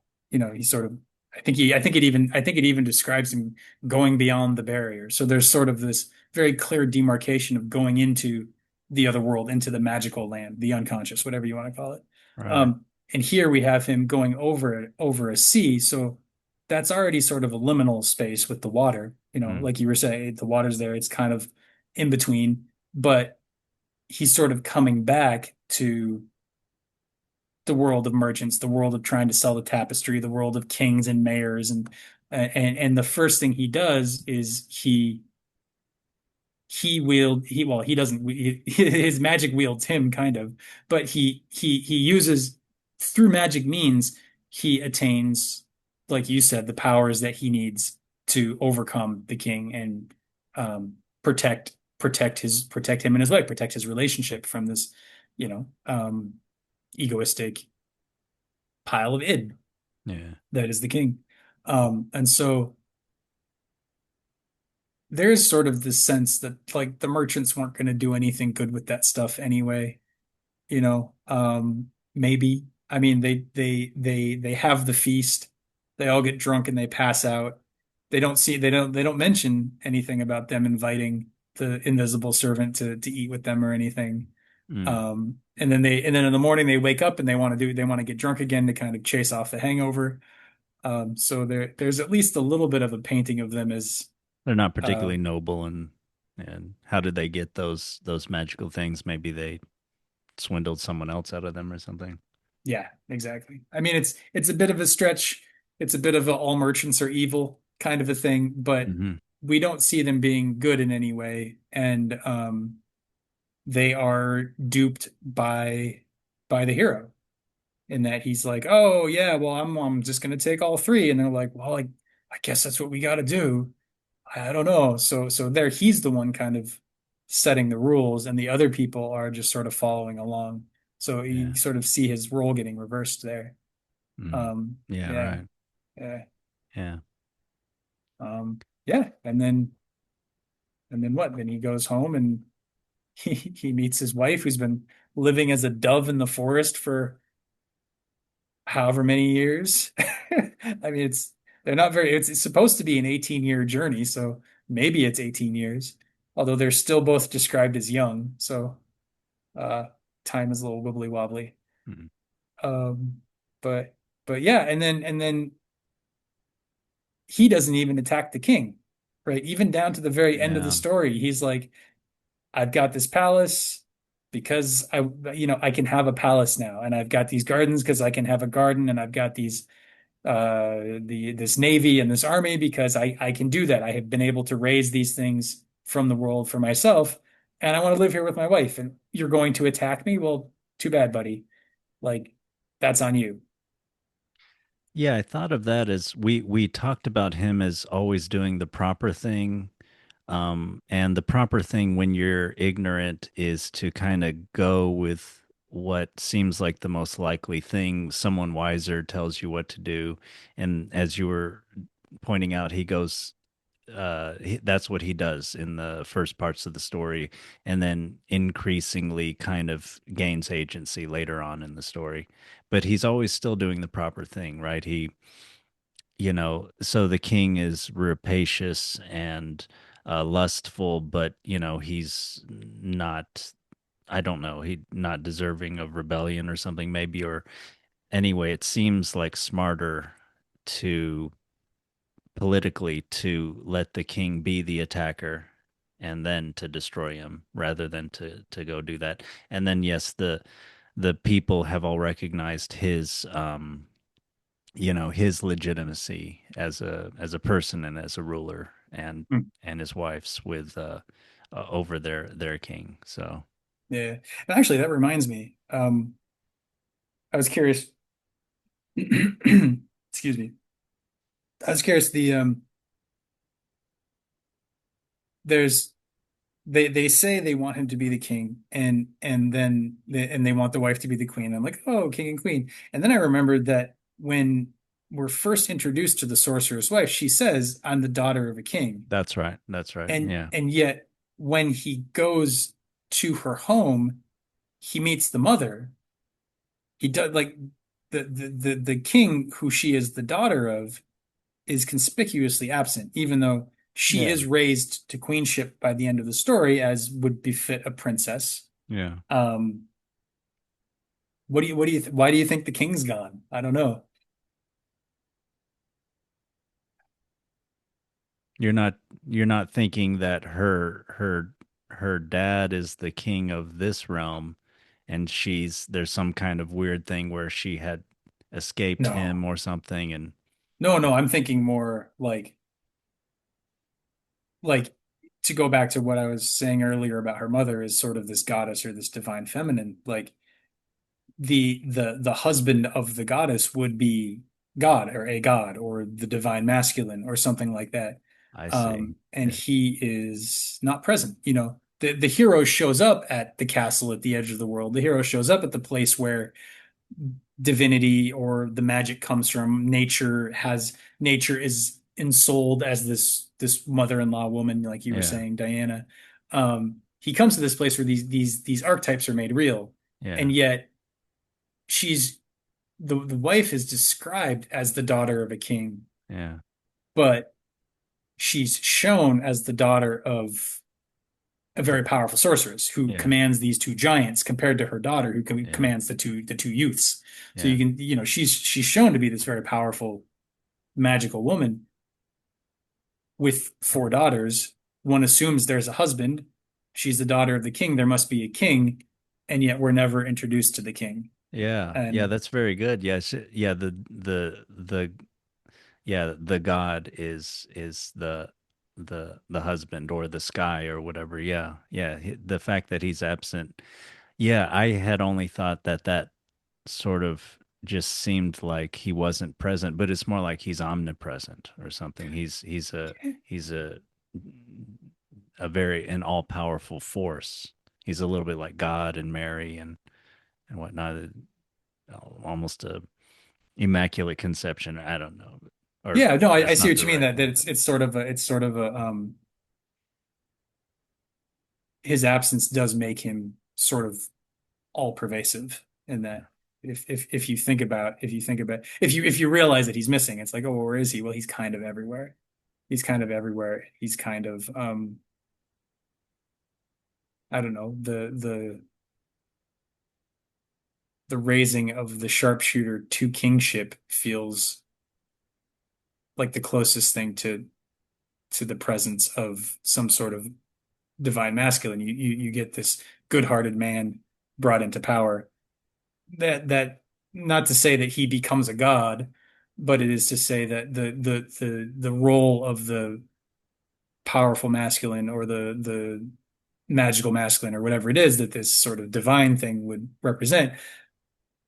I mean, it turned, if we are talking Christian symbology, like the Father and the Son, the way that God and mm, Christ relates, like you have this sort of missing king, and then you have the sharpshooter sort of filling the role as the representative of the masculine within the story, within the realm of Earth. on yeah, that's right. Yeah, Yeah, yeah, yeah, yeah, yeah, yeah. That's good. yeah. Yeah, I was thinking that I wanted to ask you that if you thought this whole thing was fated. And I wanted to even think of bringing in Mm, other things like the tapestry itself. I thought it's interesting that it's like basically their whole little world on it in all intricate detail. And I can see mm, how that would be, she would know in this beautiful silk gathered from the body of the people. It's this sort of so on the one hand, it could be this beautiful and heartfelt offering of a people to the beloved King, but instead it's this weird distorted mirror image of that because the mayor and then him look on it just lustfully, and it sort of show instead of showing the love of the people for the king and the therefore the quality of the king reflecting back in this gift, it brings out his meanness, his lowness of character and his one dimensionality and all that stuff. But I don't know if I'd encountered that image before. It's got to be in some horror movie somewhere, something of the whole world or your whole little world reflected in this little beautiful, hauntingly beautiful, eerie kind of thing, and mhm. you could see how that could be like some sort of magical item that brings out the inherent evil in a character or something. Yeah, yeah. It has me think of there's a story by Borges. I can never quite Jorge pronounce his name right. Luis. Yeah, Jorge Luis Mm, Borges. yeah. Where I think he sets it in China. So there's an emperor, but the ruler wants to create a map of his land. Um, and they do, and then he wants it to be bigger because there's not enough detail, and he wants it to be bigger because there's not enough detail. And eventually they create a map that is the size of the land, and like the land gets, I forget the end of the story, like the land gets lost, or the narrator is now wondering whether he's wandering through the land or the map, and he's not quite certain. Yeah. And I take that story to mean sort of the conceptual overlay that we put on reality, and how we can get Yeah. lost in that, which is, I mean, it's the Yeah. Matrix. It's the like, Yeah. oh no, this is real. It's just these concepts we have, and we need to see what's really there. Plato's cave, same kind of a Yeah. thing, right? The Yeah. shadows on the wall being the map. Well, Yeah. the woman presents a perfect map in miniature as a tapestry, and it's like a in and of itself, it's a magical feat because you cannot, Mm. as the Borges story shows, you can't really, you would have to create something to map all of the details perfectly, you would have to Yeah. create something that was exactly the same size as the thing you're trying to map. Yeah. But she manages to do it in miniature, and that's inherently a magical act. It's a Right. crystal Yeah. ball. It It's shows you impossible. everything, you know? Yeah. Yeah. Yeah, yeah, yeah. Yeah, that's cool. I hadn't even thought of that. I was just like, oh yeah, she makes a pretty thing. You know, entrepreneurial, like you were saying. Like I sort of had Yeah. that of like, oh, she makes a thing for him, but the symbol of the thing she makes is neat and definitely has that like eerie quality of surreal. And now in my head, I'm seeing it being a tapestry where like the little people are moving around, and it's I like, was thinking that too. Yeah, and or you could think, are they moving or not? And you go insane like trying to figure it out. And yeah, it's like I think it's changing. It's you look out your window, and it's like the same thing of the same of the corresponding part on the tapestry, and then now they're looking at you in both of them, and but I'm turning it too much into like a silly horror movie, but I mean, it's pretty creepy. It's a nice image. Like it, it's well crafted. Um, but yeah, yeah, yeah. I don't know if I have anything else to say on that, but to me, I want there's to because it's nice. It's juicy, you yeah, know? I like that image a lot. I want to take that image with me more. And I think that's what the king wants to do. Do you not feel that this is kind of like a consumption of his people? He's trying to, he's lusting after not only one of his subjects, but his beloved subject, who is a beloved servant who is a very, very useful and good person. A very, and and he just wants to take the consume from the guy Mm-hmm. and justify it. Of course, she's a queen. Of course, there's an irony there where he real, but yeah, I thought his consuming with his eyes this image of the kingdom is, and all the little details, all the people in it and everything, is this sort of like showing his rapaciousness as a ruler. Yeah, yeah, and for him to just be like, okay, well, here's $10,000 or That's whatever it right. was. He Eh, takes it. He takes it and he puts it up and he's like, okay, it's mine now. I've Yeah. paid for it. Like there's no, it's consumptive. Yeah. It's objectifying. Yeah, Yeah. Yeah. yeah, yeah, yeah. There's no appreciation of the craftsmanship. Yeah. Yeah. That's right. Yeah. Yeah. I didn't even think about that in terms of consuming. It's not an appreciation. It's not a love. And that seems to be brought uh, more clearly to you in that they never ask a price for it. So that you could say it's, in a way, it's invaluable. And those who put a price on it, in a way, are always devaluing it, or not valuing it enough. And yeah, you'd almost think, I mean, this is a beautiful, invaluable gift, and they would have to bring something like the merchants later on, where they'd have to bring the most valuable thing to try to give to him. Not like they do give a lot of money for it, but it's only a lot of money to the sharpshooter who doesn't have much money. To them, it's not much. They give nothing. I'm Hmm. sort of Hmm. almost thinking of like the Jesus parable about the the old widow who like only gives one coin or something, but she gives more than everybody else because she gives not out of her extra, but from you know she she doesn't have much, Yeah, but yeah. She they gives such a percentage of what she has. Yeah, mm, yeah, yeah. The king, the king's described as pulling the money out of his pocket. So it's basically oh pocket really, change. oh Yeah, man, yeah. If I remember correctly. So yeah, it is very like it's interesting. It's almost like for sure, I think when you bring something magical into the realm of numbers and counting and money and specific like what's the price,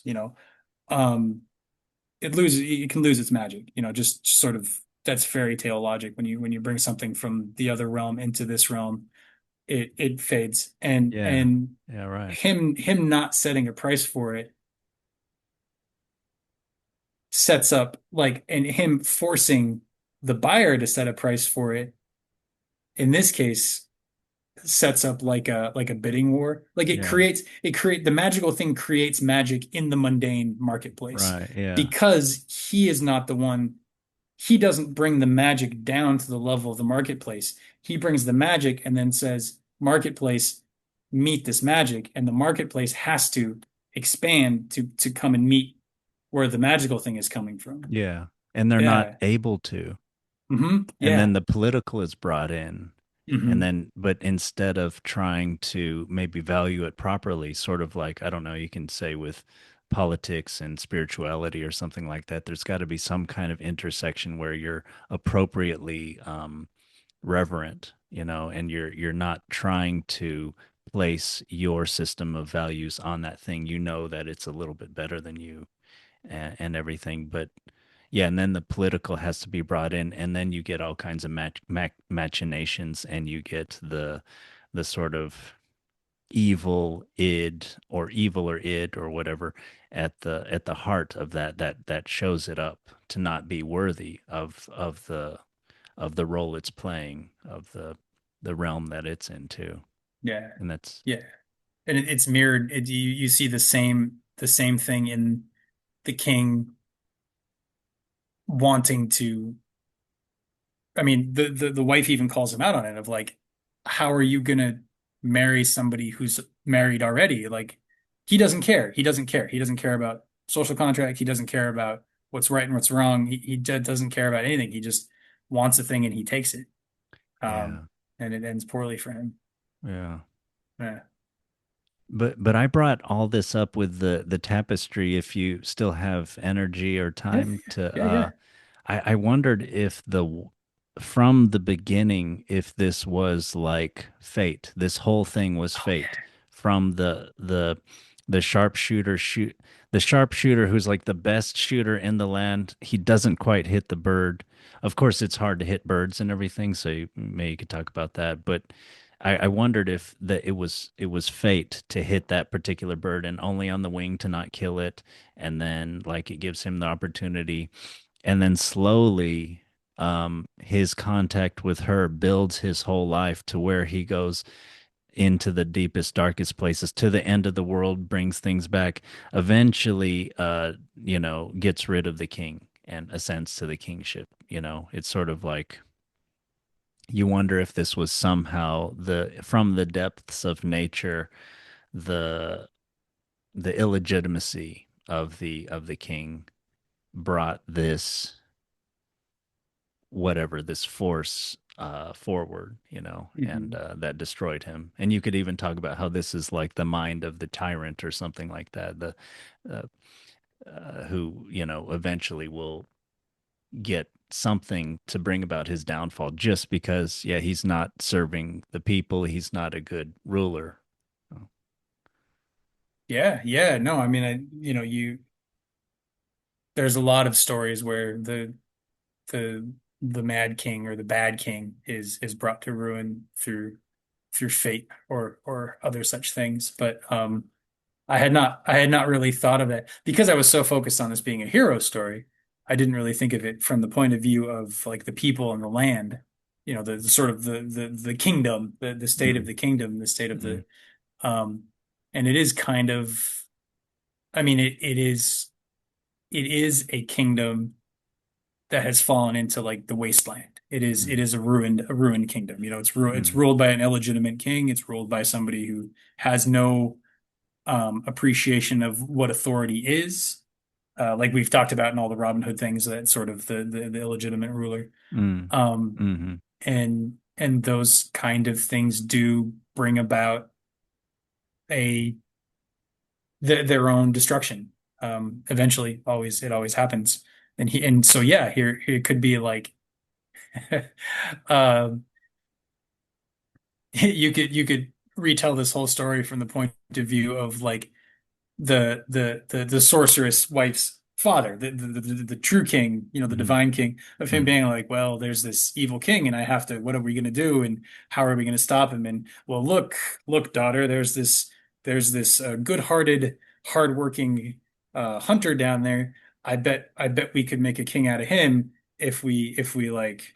trained him the right way. Do you think you're up for it? And she's like, yeah, sure. He's very handsome. I'm madly in love with him because it's a fairy tale, right? Hmm. That's how that works. And so she goes down with as part of this whole plan to like bring bring the life force back, make the ruler make the ruler of the land noble again, truly noble, Mm. and reinvigorate the kingdom in that sense. So it's no longer the wasteland. It comes back to life in its whole again, which Yeah. is the same story that I was talking about if you look at it from a psychological perspective of when our own lives are ruled by these Yeah. rapacious, uncaring parts, these egoic, narcissistic parts, um, our lives fall into a wasteland. And Yeah. the way we rescue ourselves from that is by finding or developing these hardworking parts in us and having them start to lead us on a journey of growth to the point where that part of us becomes in control of our life more Yeah. so than the selfish, narcissistic, I'm sure very anxious, greedy, Yeah. That the unhappy, the tyrant unhappy in part you. of us, the tyrant. Yes, Yeah. that's the word. Yeah. Yeah. Yeah. Yeah. Yeah, the bad, unhappy, but still wanting to control everything, not understanding anything, and no reason to it, but yeah, just for control. Yeah. Yeah. And I like that the sharpshooter works like he doesn't confront the king. He doesn't try and overthrow. It's not like the wife shows up and is like, "Okay, sharpshooter, like your king's really evil and you gotta rise up a rebellion and you gotta overthrow Yeah. him and you got." Yeah. And she just like leads step and there you have the feeling of it being fated because it each like the king it's the king's actions that damn him. Yeah. It's him trying to take the wife. If he hadn't done that, nothing, if he hadn't been rapacious, he might have been a good enough king that wouldn't have needed to happen. Fate wouldn't have needed to step in. Yeah. And Yeah. he wouldn't have triggered it by trying to take the wife and kill the sharpshooter. And by doing that, he sort of triggers his own downfall. Yeah.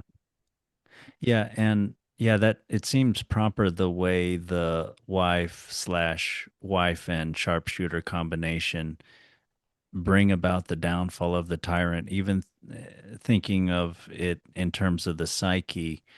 Yeah, if you just have too much inner conflict, that's sort of like destabilizing the whole thing.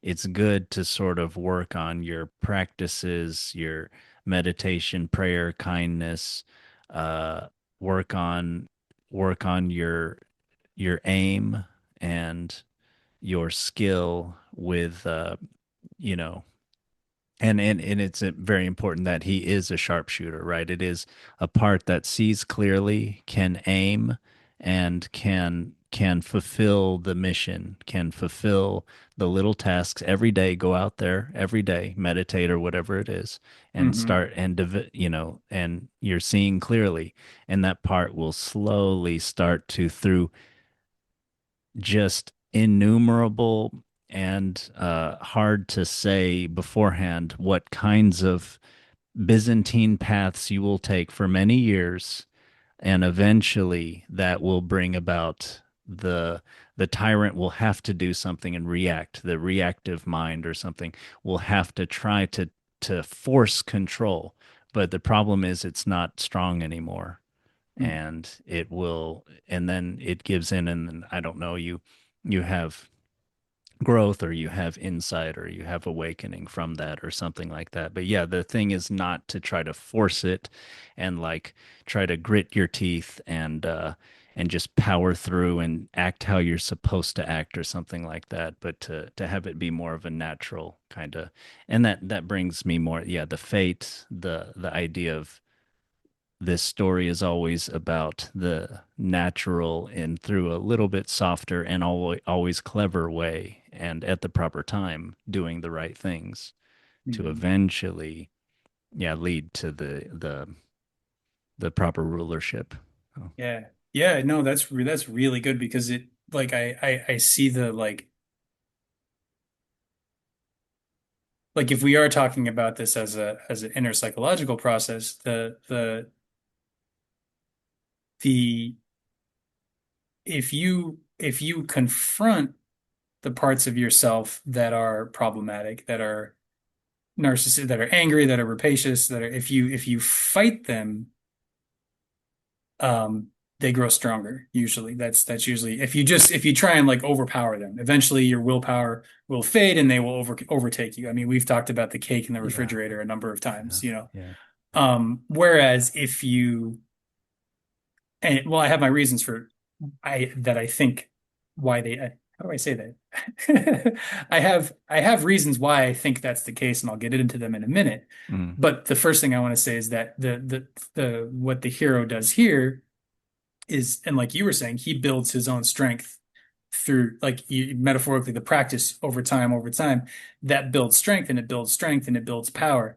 And what I think happens on a psychological level is once this more adult capable part of us is powerful and feels safe in the world and can Mm. generate the experience of safety and not control, but safety and belonging of like, okay, I know how to be in this place. I know how Mm. to function like this is good, this is okay. Mm. Then Confidence. Mm. confidence. Then the parts that are evil, the rapacious, the Mm. all of those things, it's my personal belief, all of those things are parts that develop during childhood that got splintered off and they will Mm. come in and they'll take over our personality from time to time. Mm. But they're ultimately the king is evil in this story. But when it Mm. comes to us, like these parts that cause us all these trouble, they're not evil. They're trying to protect us. They're trying to Mm. keep us safe. They just don't know how to do it. They're Mm. not they're acting in an adult world from a childlike perspective. Mm. And they don't understand what's actually going on. So building up that adult perspective to the point where it's powerful enough that it can go to the child part and say, "Hey, you don't need to do this anymore. You Mm. can put your burden on me. I can carry it much better than you ever can." Mm. Then those parts will just relax and they'll fade. They'll integrate themselves back into the main personality, like Mm. and you're sort of you unify yourself instead of having all these different things sort of tearing you in different directions. Mm. Um, which I had not thought of here because the king is such a jerk, but I think the parallels you're drawing make it pretty clear that the fatedness, the good-natured thing overcoming the problematic thing, like and how it goes about it step by step. I think that's really spot on. That's really cool. Yeah, I liked yeah, he basically goes almost everywhere in the world. You know, it's like you explore every sort of thing. You have all sort of different experiences. Maybe you talk with all sorts of different people, have experience of different forces. Yeah.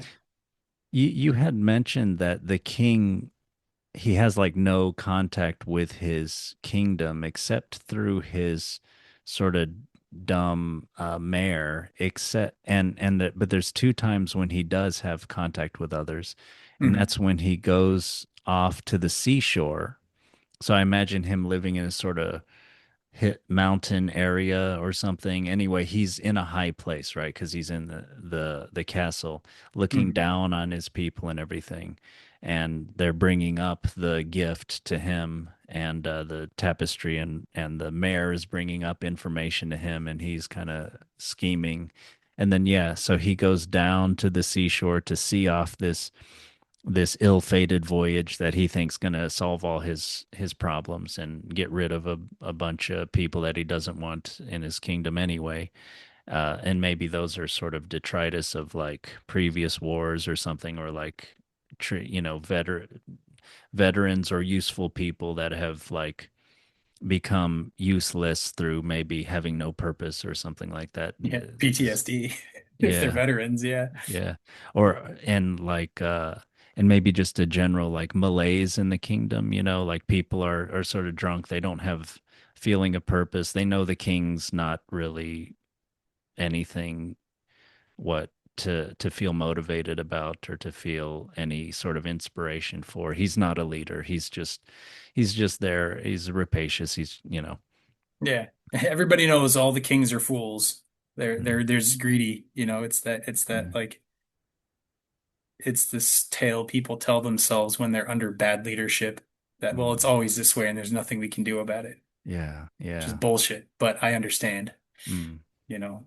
Um, I don't know. Did you have something else to say, or I Oh, have a response to the oh, king okay. going down to the ocean and stuff, but I don't want to cut you off.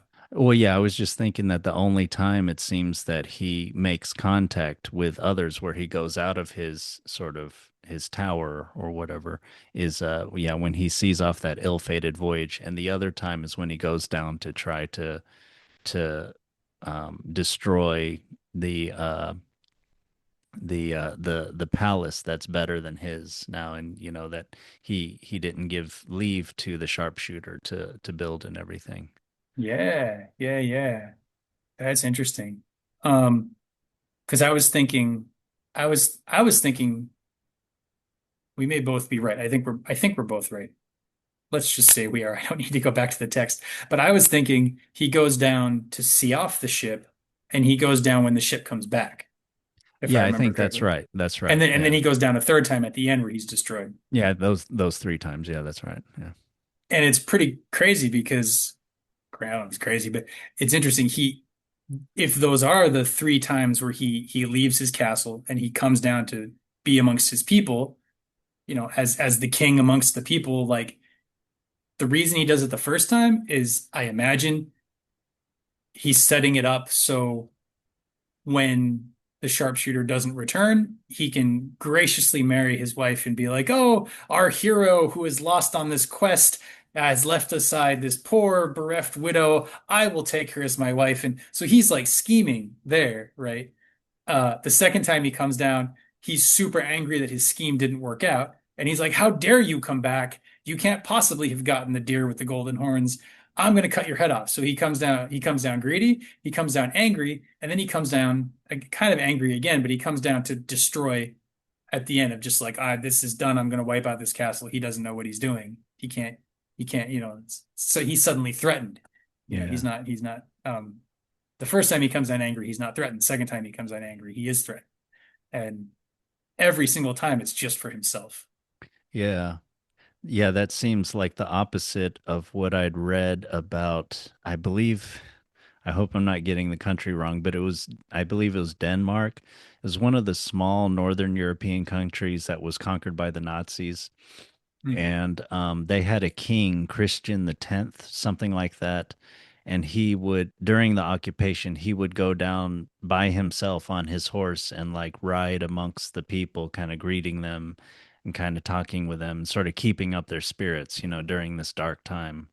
It's sort of the opposite of what this king does. He only goes down for his own selfish reasons to cause violence to get what he wants. Yeah. Otherwise, he has no use for these peasants. Yeah. No, otherwise he sends his mayor to go do whatever he wants done and doesn't seem to be bothered. I think we only ever see him like feasting in his tower or whatever Yeah. when he's up there. Yeah. Yeah. Screw that guy. Yeah. Yeah. You think part of the reason people have these kinds of stories is maybe, I mean, we have this inherent idea of a leader, and I know we probably inherit these ideas too. They diffuse from Plato and from other, thinkers and writers and everything. But yeah, you think people have these kinds of stories to kind of remind themselves of who is a good leader in the body politic and in my life. If I look at this whole thing from the perspective of there being some sort of guiding force in the evolution of humanity, whether Mm, you want to call that God or you want to call that the unconscious or you want to call that the line of ancestors behind us that set up all these stories for us to inherit or whatever, any combination thereof.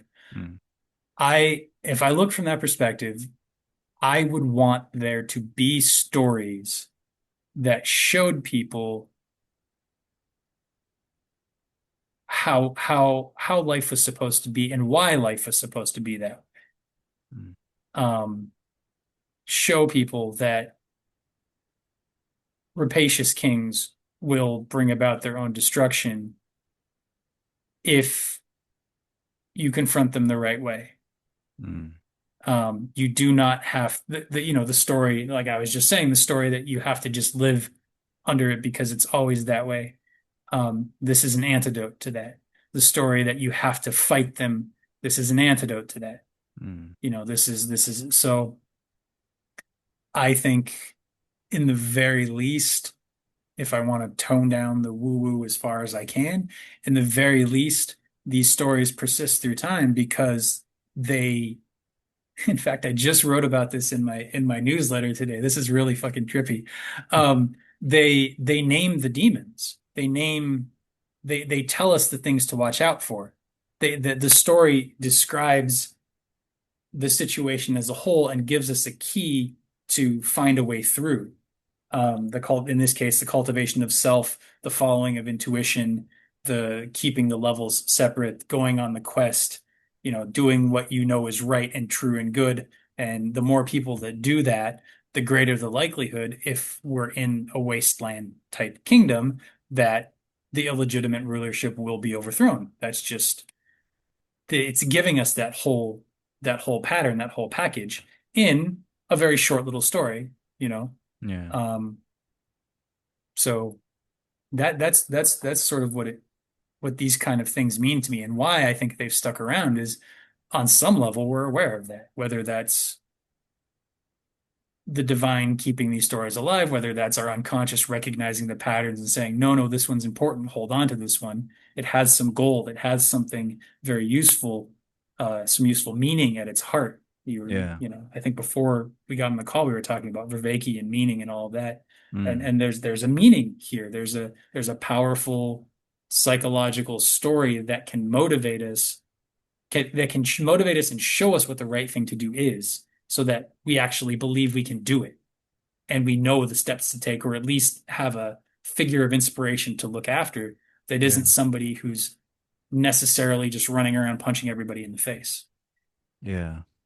Sort of Yeah, I agree. tough guy hero kind of a thing is what I mean, you know? Yeah. Yeah.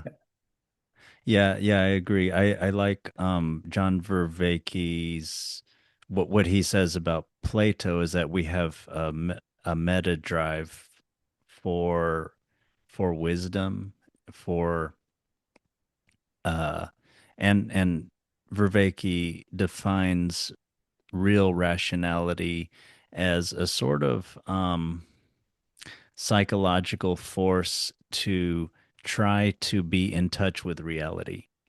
So we can Mm, talk about that as that has to do with the way we moderns sort of think of narrow logic. You know, you want to be able to kind of understand amounts of things and be able to compare and to, do the things that merchants do and everything. And there's some interesting, maybe historical stuff about how maybe even money kind of helped lead to mathematics and that sort of reasoning. mm, But in general, I like his idea of the rationality as sort of many different ways of keeping, yeah, tracking reality, trying to track reality, mm. internal and external. And Plato's idea is that, as we kind of clean up the eye that looks internally, we can see more clearly the outside and vice versa too. Yeah, yeah, yeah. I can see that um, in just in the way I was just talking about this story of it being sort of like threading the needle between succumbing to the tyrant or fighting the tyrant, sort of finding that Yeah. middle path there. Like that's the reality of the situation. If you're under a tyrant, is you don't you're not going to live under them forever. No, nothing lasts forever, although it could be hundreds of years of a tyrannical regime, Yeah. but nothing is impervious. And if you fight evil, oftentimes you run the risk of becoming evil or of strengthening evil. Yeah. So if we're talking about reality, this story is pointing out a reality where you fall into neither of those pitfalls, and yet you still manage to develop um, something good. Something good manages to develop out of it. Yeah, yeah. I mean, and I definitely am more on board with rationality as a we need some word to mean true seeing.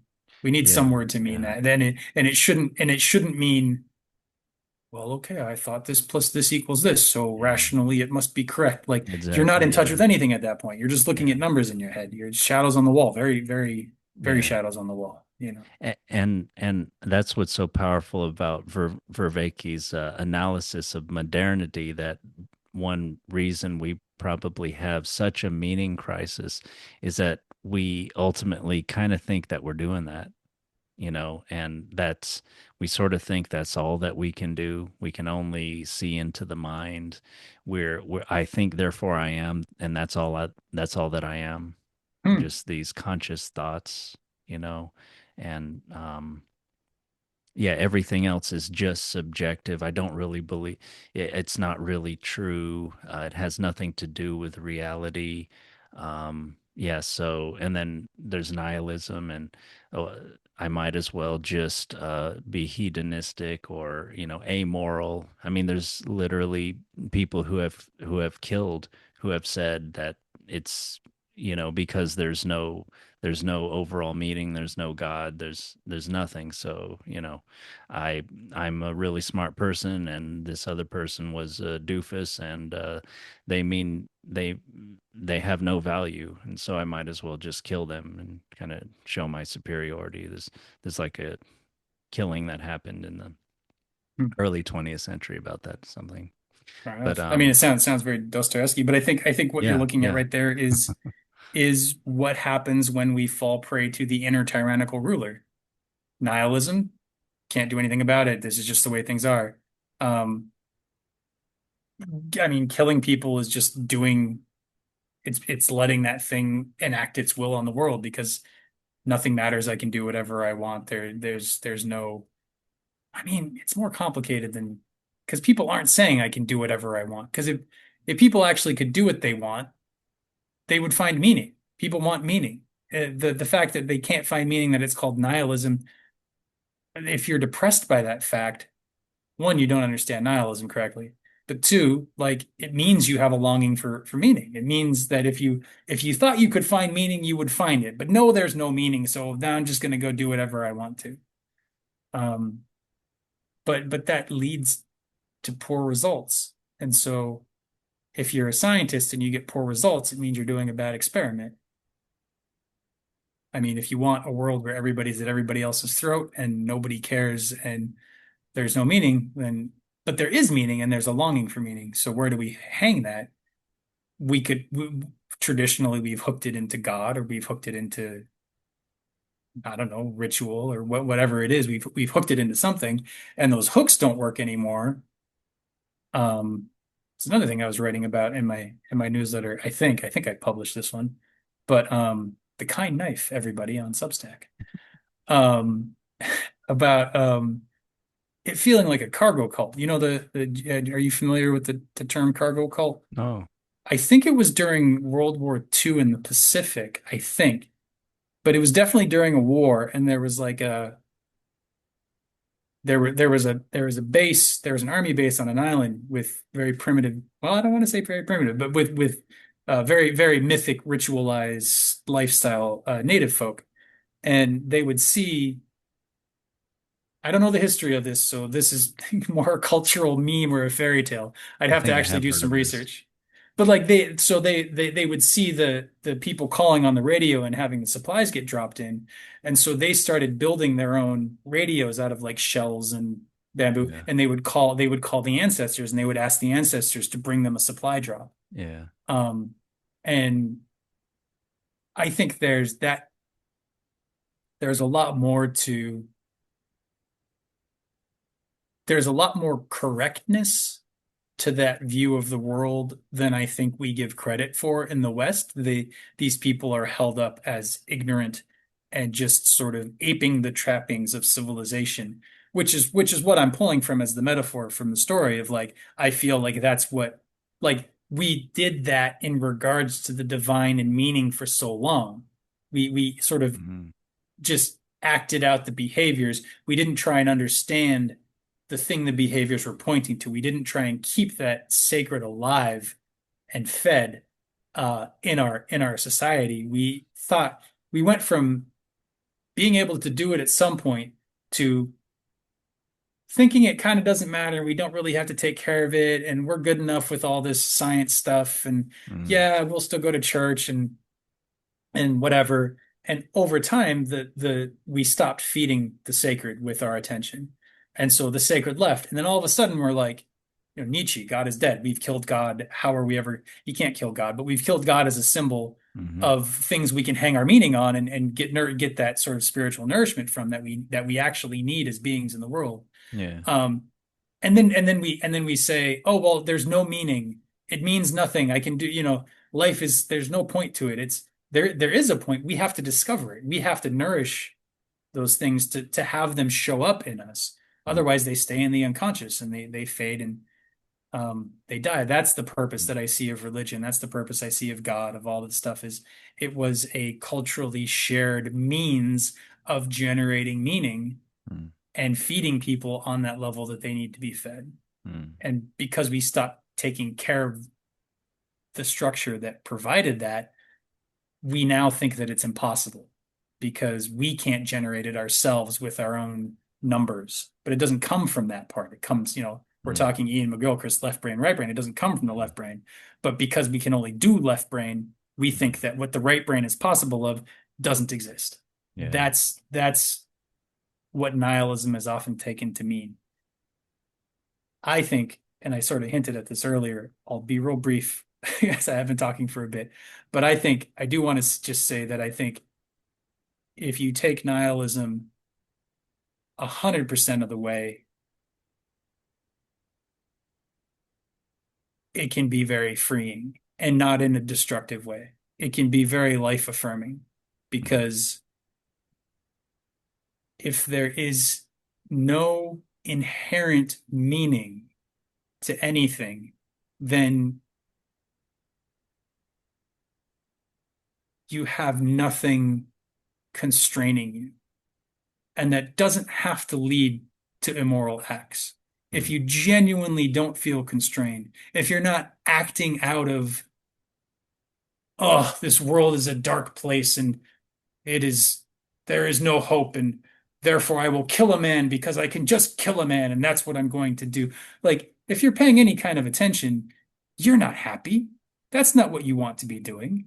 You're acting under the the the assumption that there is supposed to be meaning and mhm, you are deprived of it. mhm, And therefore you have a right to act out. You're a victim of something. mm, You're the one that's hanging on to there being meaning in that mhm, particular scenario. If you mm, truly believed there was no meaning at all, you wouldn't need to kill somebody because you wouldn't need to prove that there was supposed to be meaning. And if there was meaning, then I wouldn't be killing this person. So because you've taken meaning from me, I can kill them. And so mhm, I'm going to go do that. You haven't gone all the way into the nihilism yet. If you mhm, can really genuinely understand that, like, there is nothing, there is meaning, and we can generate meaning, and we can feed the sacred, like I was talking about earlier. Um, we can generate that ourselves and it is nourishing for us and it creates a healthy society and it brings a lot of benefit, brings a lot of creativity. Think of like the Gothic churches. Like it creates something beautiful. It's where beauty comes into the world through us. And that's a great thing. There's no set structure that guarantees that meaning. That's what real nihilism is to me. There's no there's no formula. You have to go and discover it yourself. You have to create it yourself. You have to generate it with your own love and your attention and your intention and your work. And as you do that, you are nourished and you create nourishment in the world and you feed other people and everything can kind of grow. And it's beautiful. And that's where meaning comes from. mm, But if you expect meaning to just be handed down to you in a book and you read it and you're like, okay, now I've got the meaning, you're in the marketplace. The magic dies. It's not there. And because we only know that marketplace, we don't know how to generate our own magic. We don't know how to feed ourselves. And then we complain that we can't do the thing. We complain that it doesn't exist. And that's what we mistake as nihilism. So you're saying sort of, yeah, individually you can embrace no inherent meaning in things and then sort of make the meaning and in sort of, I mean, would you say in, yeah, religious ceremony and or creative acts and things. I mean, creativity and artistic work is kind of a big part of like our modern sort of values. You know, we tend to value the artist maybe more than anybody else, and um, but yeah, would you say that's how we sort of create meaning and Well, it's interesting, right? do? Because as Vervaeke points out, we're in a bit of a meaning crisis as a society. And I would say traditionally the arts are one of if not the strongest wellspring of meaning of of when life is beautiful, we sense there's a meaning. It's like, oh, this is great, this is good, there's something to it. Mm, And but like I said, it comes from intention. So like where do we utilize the arts these days? Like I don't see any. I see a lot of new architecture that's ugly as hell. There's not a lot of art there. Um, Most of the beauty that we see, the creativity that is utilized in the market is telling movies, you know, mm, and to the degree that the director, the screenwriter is trying to tell a story that has meaning for the audience. There is that artistic, but as a culture, so much of that is like, well, we got to make a bunch of money, and I got to be a part of a machine that's making a bunch of money, so I get my needs taken care of. That's not an intention to feed a higher meaning. That's not an intention to create something sacred or good or true or beautiful. It's just to get your needs met, and so you're still operating on that marketplace level. You haven't aimed for something higher.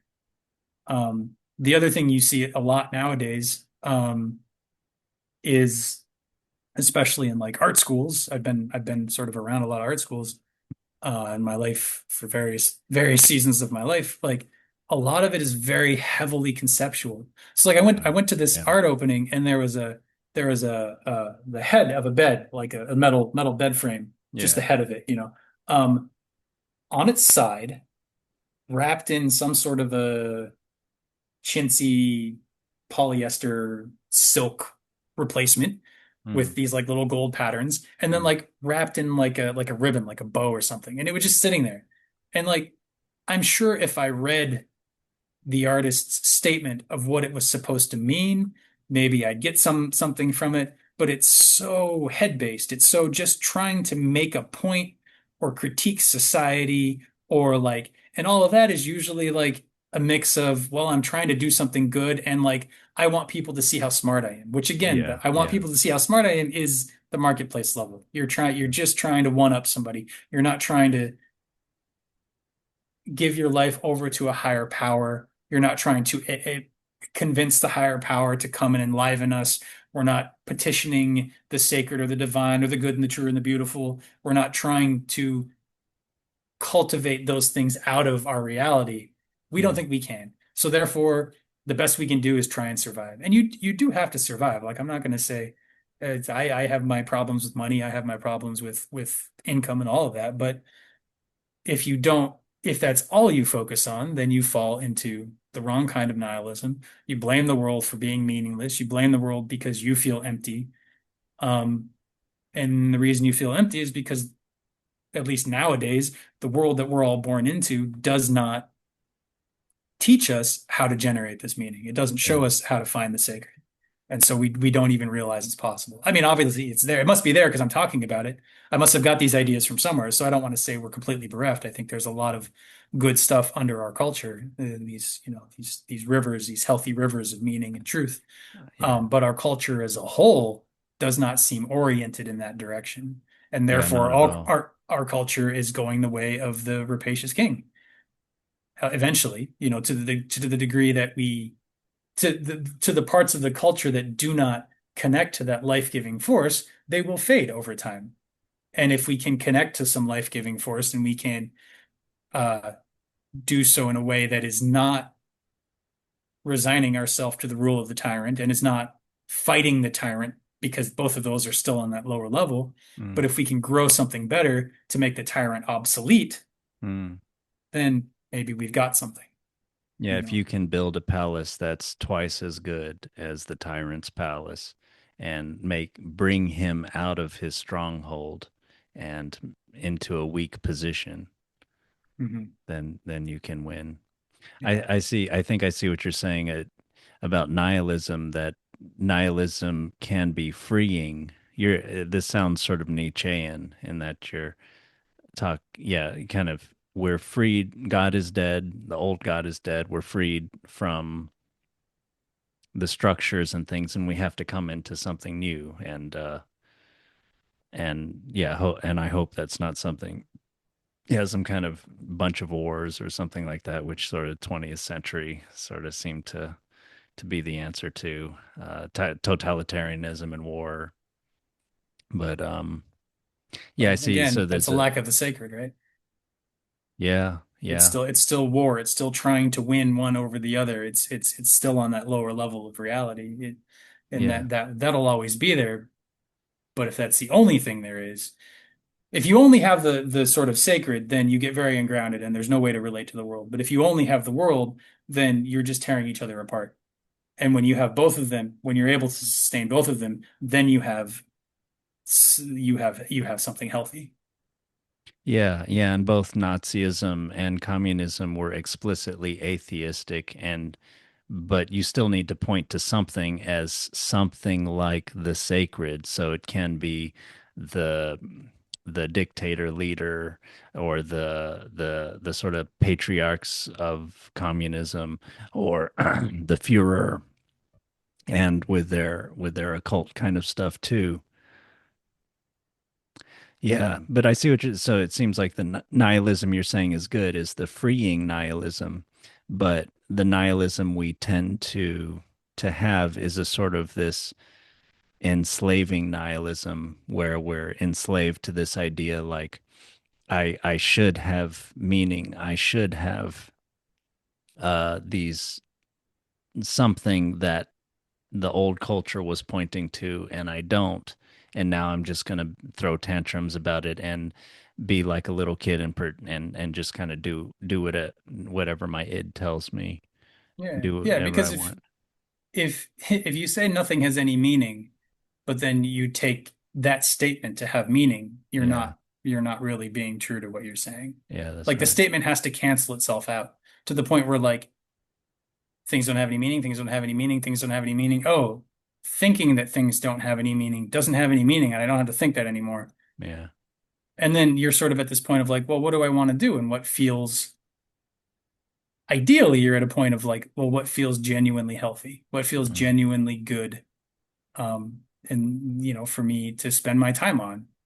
Um, because so like you could say to that, like ways to sort of go wrong there would be like, well, what do I want to do? Well, I have to earn money, so I got to go get a job. So I gotta get a job I hate. Man, this sucks. If nothing has any meaning, you don't have to earn money. Maybe you want to earn money. Okay, well, that's already got meaning where I have to earn money doesn't have meaning. It's just the way of things. I want to earn money. There's some drive, there's some meaning, there's a purpose there. Mm. Okay, I want to earn money because I want to live. Wow, I actually want to live.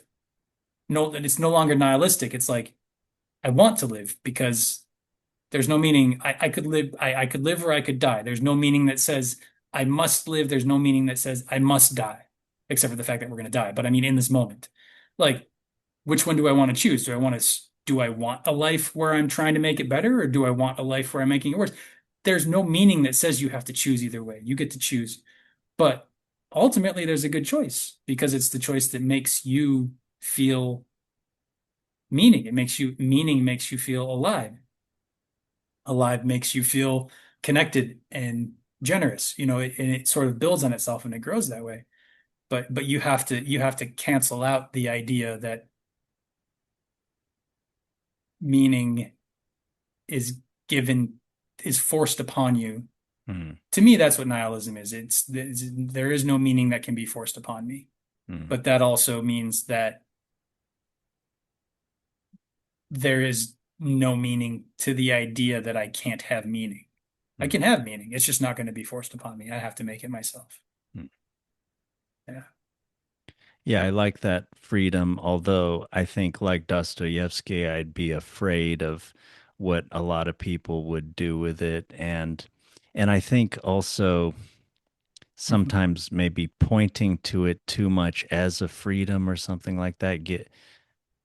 I think there is something about how on a so, societal level, like on an individual level, like a sort of balanced, sort of well-intentioned person becoming nihilistic, like you're describing, can be good. And you described a sort of thought process of building yourself back up from the bottom to basically being a decent, rather good person. I would wonder if that that scenario that you painted also would include like, okay, so I have a consciousness that can suffer. It's probably good not to suffer. It's probably good not to put suffering on others.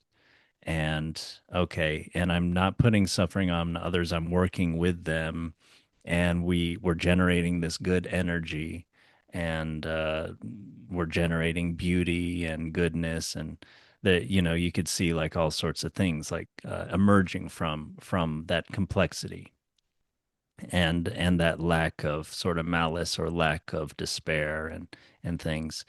But I would also wonder for many people that maybe aren't willing to sort of go through that self-building kind of process, if it might, they might need to receive some sort of, you know, yeah, tradition or whatever.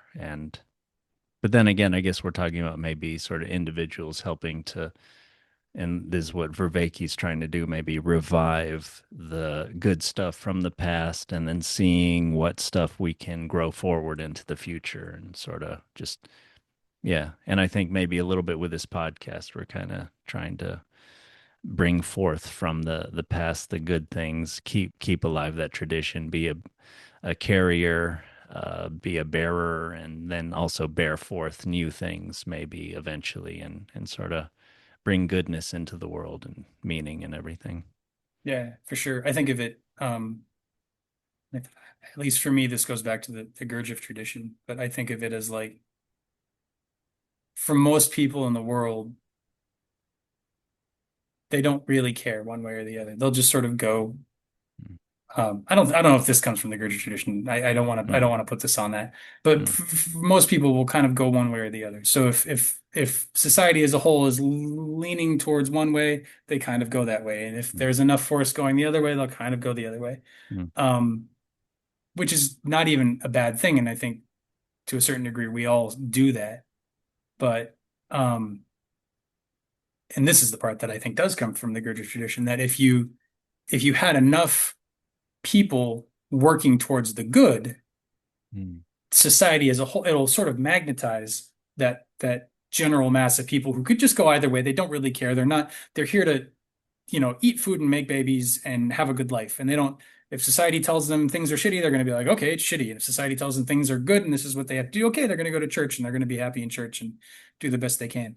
Um, like those, like the more people who are striving to do something good, the greater the pull for the whole society is in that direction. yeah, yeah, I And think that's that's right. that's what I think you're talking about wanting to do with this podcast, and that's definitely what I'm wanting to do with my life for sure, as much as I Yeah, can. I mean, it's a little bit at a time. I'm not going to change all of society in the yeah, next 40 years that I have if I'm lucky, 40, 50 years if I'm super lucky.